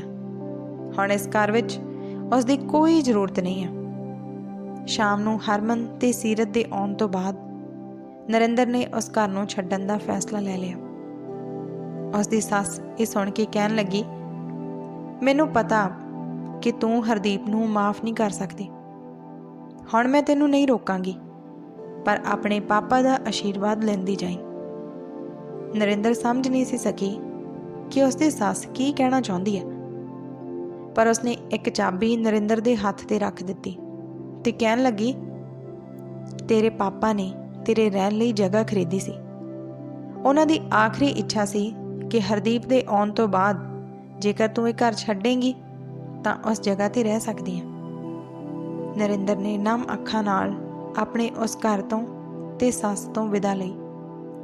हरदीप उसनूं देखदा ही रह गया, पर अज उसनूं रोकण दी हिम्मत उस विच नहीं सी।